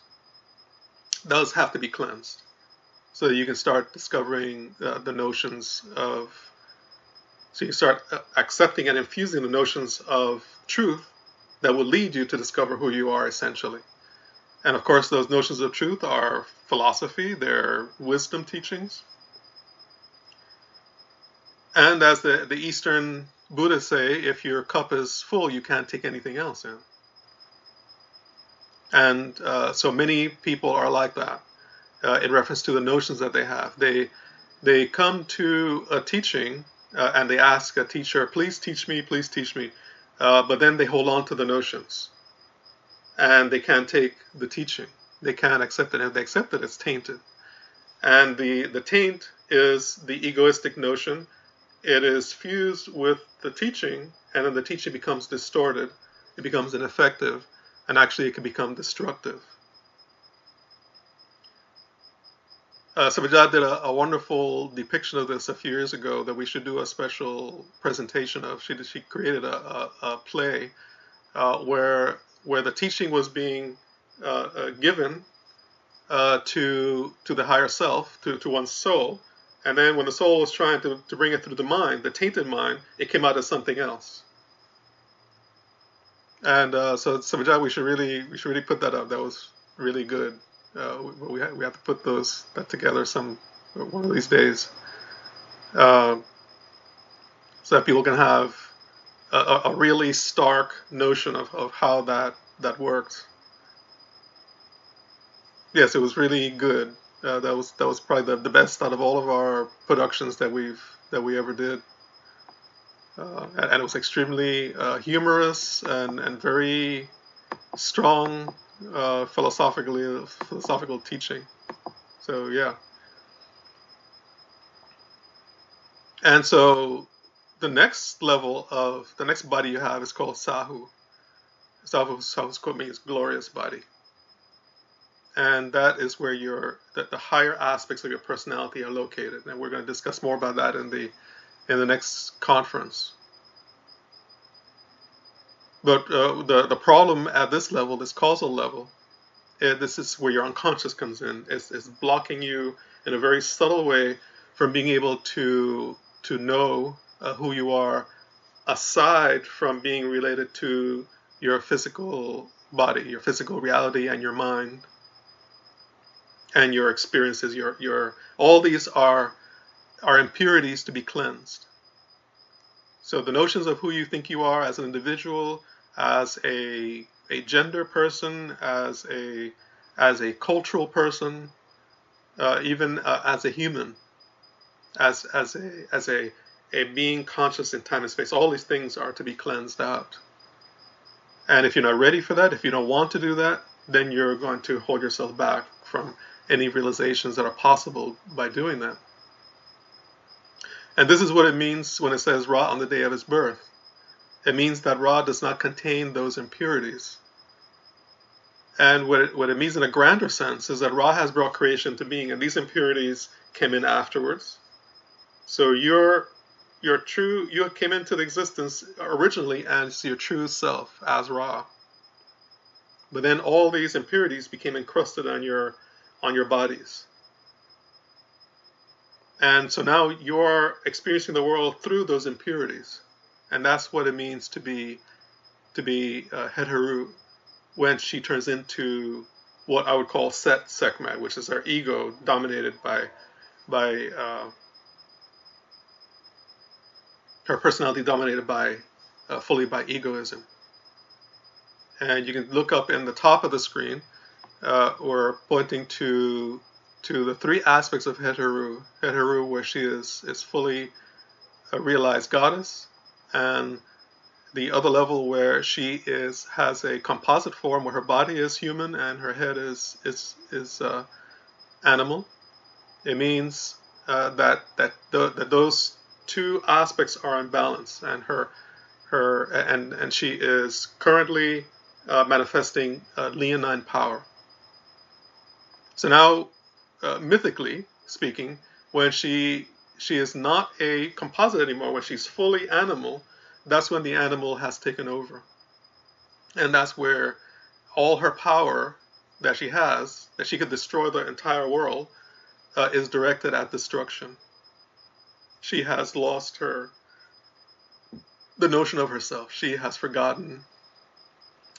Her notion of herself, her higher self, has been subsumed, has been smothered by the activity of all the fulfillment of desire that she's pursuing, by eating people and drinking their blood, and feeling the pleasure of physicality. That really does not end, and that's why she was killing the bad people that Ra wanted to kill, and then she kept on killing. She couldn't stop herself at that point. There's no end to the physical desires, so you continue pursuing them, and you have to continue because there's no satiation of them. And this is why when she turns back into her true self, there she finds satiation. She finds that her true nature is the true fulfillment of her existence, more than any kind of physical activity could. And so part of her discipline is becoming still as opposed to being active. And we've talked about that before in this series and elsewhere. She is told to take the idea of a circle and the dot, and to stay within that, and to not let her limbs move, and to chant Nuk Hekau, Nuk Raku, Nuk Bara, Nuk Hekau. Essentially, until there is a cleansing of the lower nature and a remembrance of a Sekau, a remembrance of the higher nature. And that higher nature turns into life without impurities, without these lower desires, lower notions and motives, and carrying over things that are worldly and illusory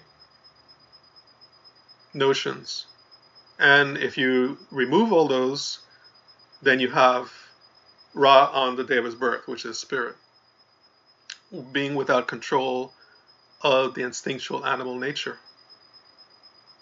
This is spirit beyond time and space. This is self-awareness without delusion, without the set segment.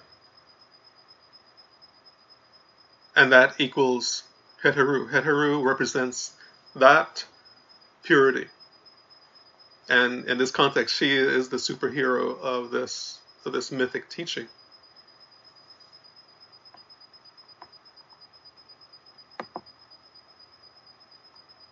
Now, in the next slide, that was the cleansing of the three. Now, as for the cleansing of the seven, these are you have the three bodies, and then you have these seven nodes, shall we say, or centers of consciousness that represent the divine power of spirit that is being transformed into lower and lower levels of vibration and power. And we have them in reverse here. The power, the highest power is in the seventh, and the lowest power is in the one. And the one is the 1 through 3 are represent the physical level, and the 4 through 7 represent the higher spiritual level. And so we talk about this from 1 to 7 because that's where most of humanity is caught up in the lower nature, which is caught up in food issues and survival issues, and sexual desire issues, and ego, will issues.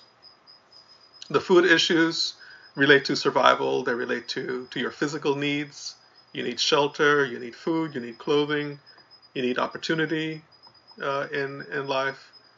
The center number 2 relates to the idea of physically uniting yourself with someone, and procreation does not necessarily need to be part of that desire, but it also can be. The ego will, the center number 3, is relating to the domination of your personality by the desire to control life. You want to control other people. You want to control your environment, control your people at your job, or even control yourself. And so these 3, center 1, 2, and 3, relate to being caught up, beset by being in the grip of the lower nature. And your happiness is derived through working in these areas primarily, not just these areas, but in these areas primarily. And you derive your pleasure or your happiness by saying, oh, I have enough to eat, or I have a nice ice cream that I like to eat, or you had a nice sexual encounter with your partner, and so you can feel happy about that. Only until you start feeling sex desire again, then you have to pursue it again. And then you might have a child because you've convinced yourself that being human means you have to have a child, and being successful means you have to have a child.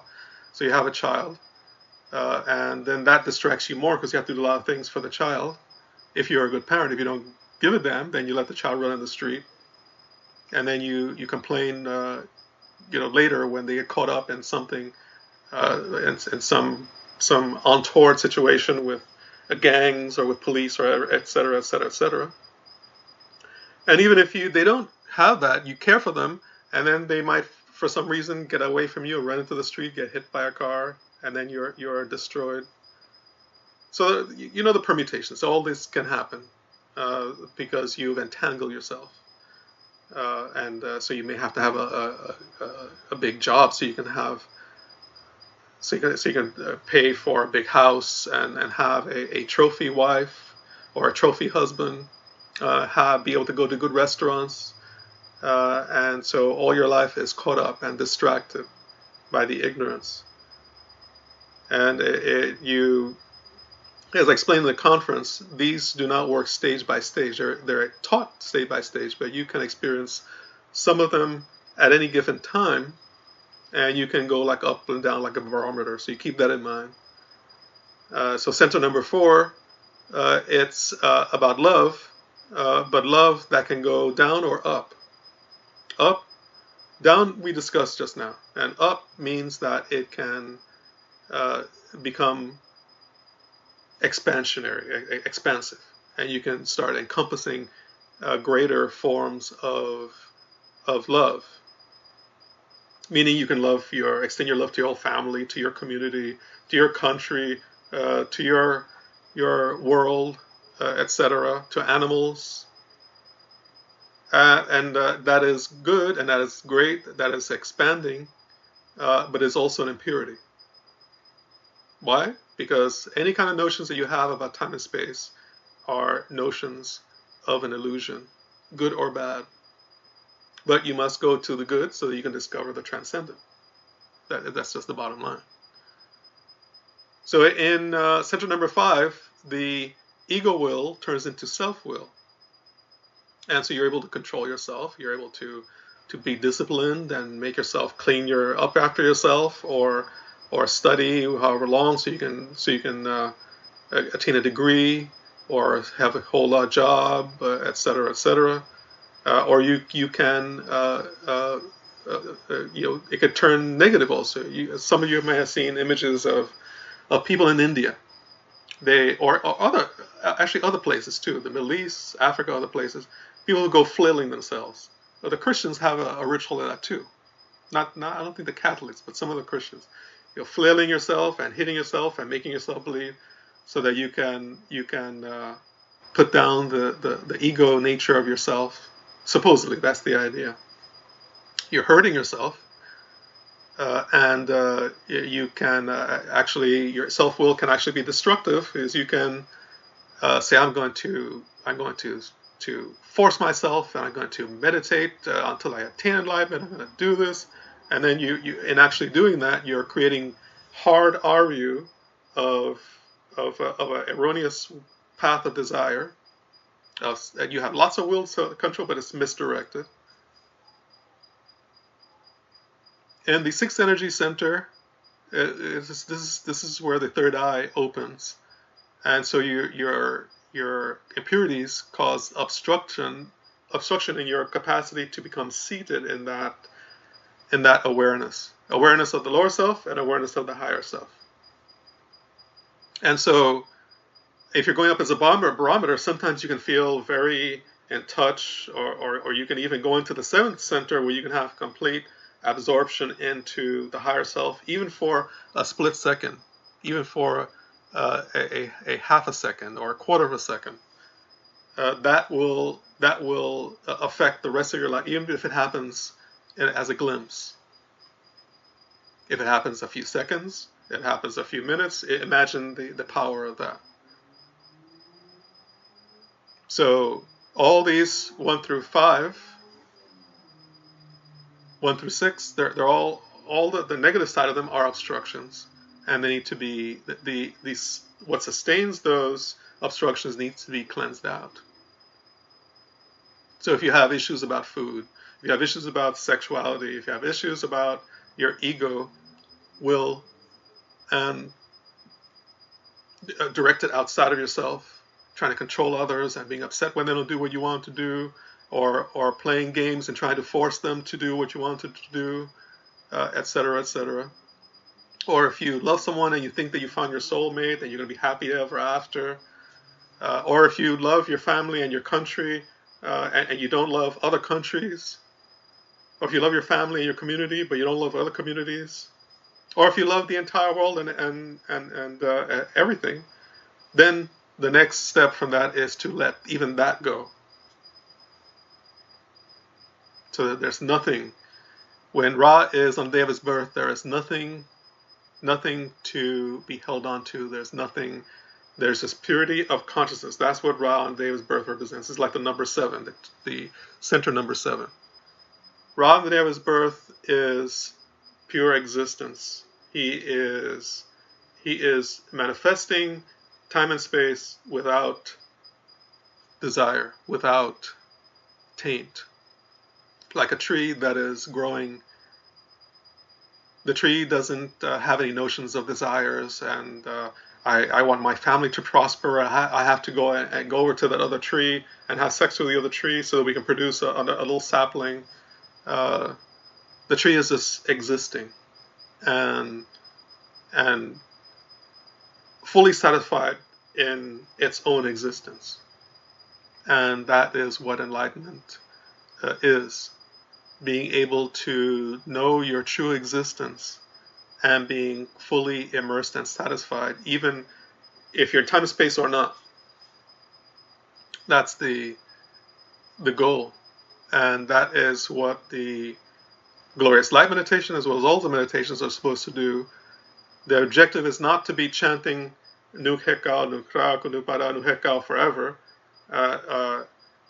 or to do divine singing. The objective is for all those things to help you cleanse out the obstructions, preventing you from experiencing the transcendent.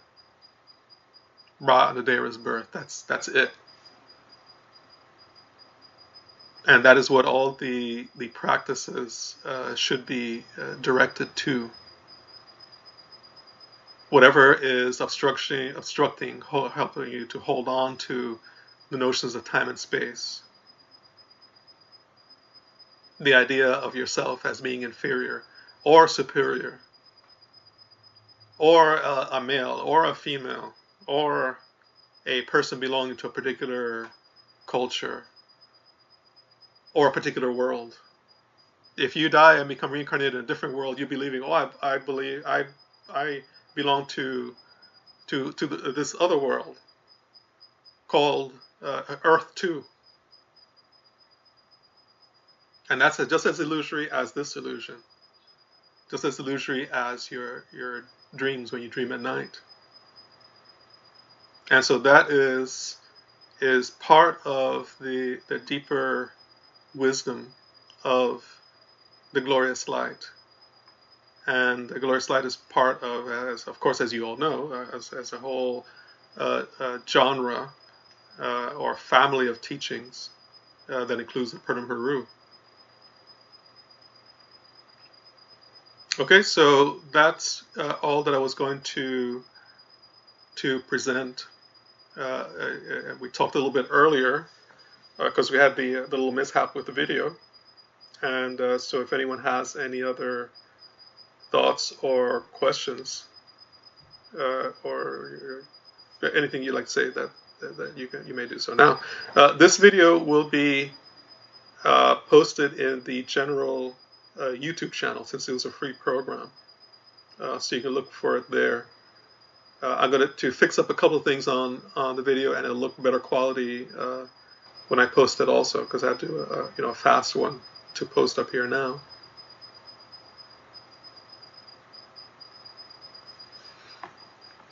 Okay, let me see if I can see the text, because it's...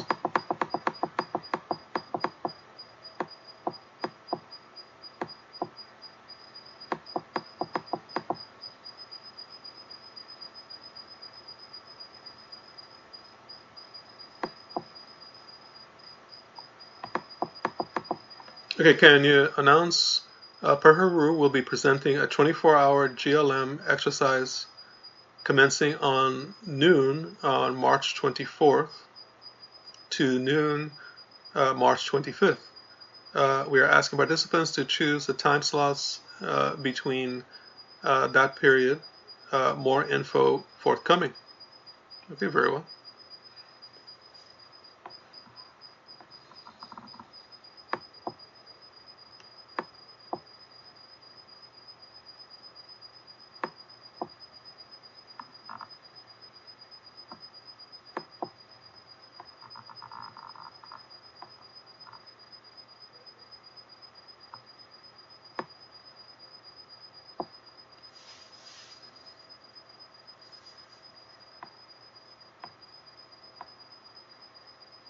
One thing I was going to mention that on this dual vision one, what I was meaning is that the obstruction to becoming seated, what I was referring to there is, in a deeper sense, is that you can experience the glimpses of the divine, but you may not, it's an interesting that in the Buddhist, some of the Buddhist traditions, they consider that as technical enlightenment. When you experience a glimpse, like all of a sudden, like I said in previous lectures, you may be, you do the studies and you're trying to work on cleansing yourself, and but according to your notion, you may not be specifically having great success in your meditations.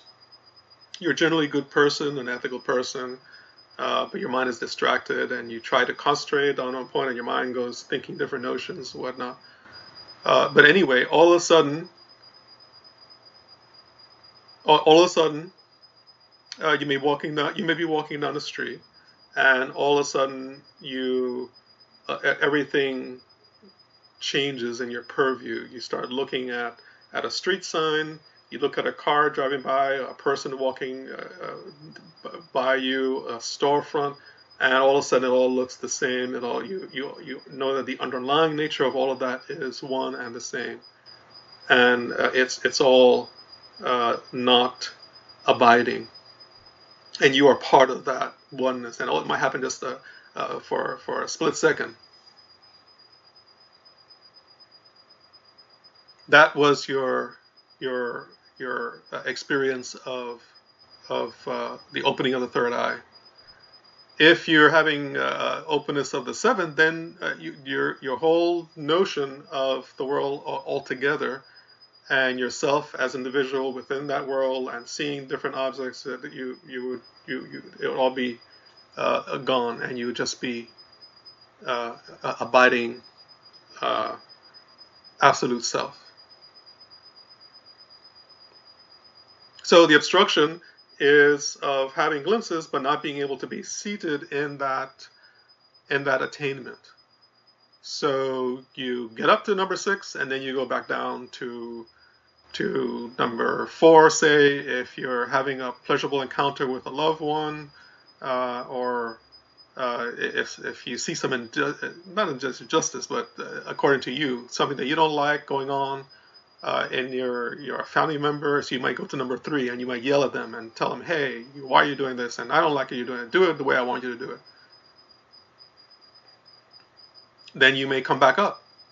You come back up to 5, and you realize that I was trying to control the person, and I shouldn't do that, and let me try to control myself and try to be more aware and stop myself from doing that kind of thing. So you go up and down. And so the instructions, all these lower instructions are instructions to the number 6 and being able to be seated. And so you do the disciplines so that those can be those obstructions can be cleansed out. They can be put down. And cleansing in this context doesn't mean that they go away completely necessarily, but they become ineffectual. They become impotent in being able to control or dissuade or delude. Okay? And that's the objective.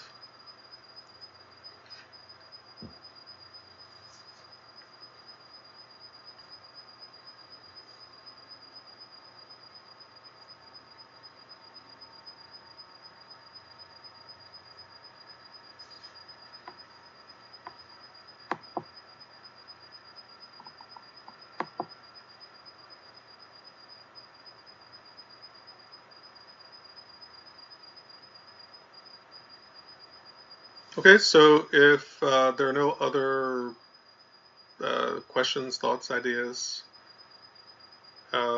we will go ahead and conclude then.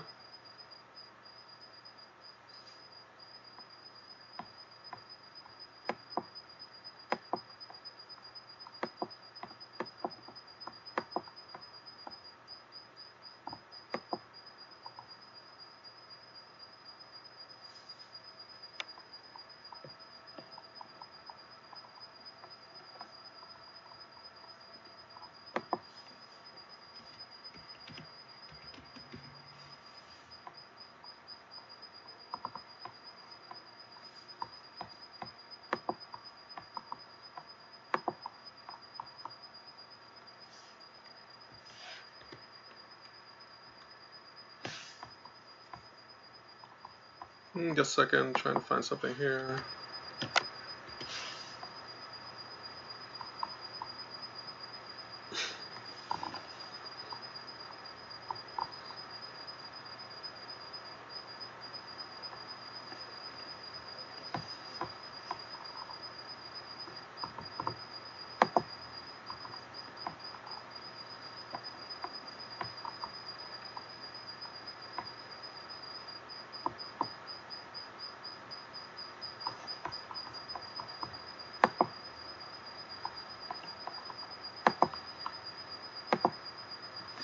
Okay.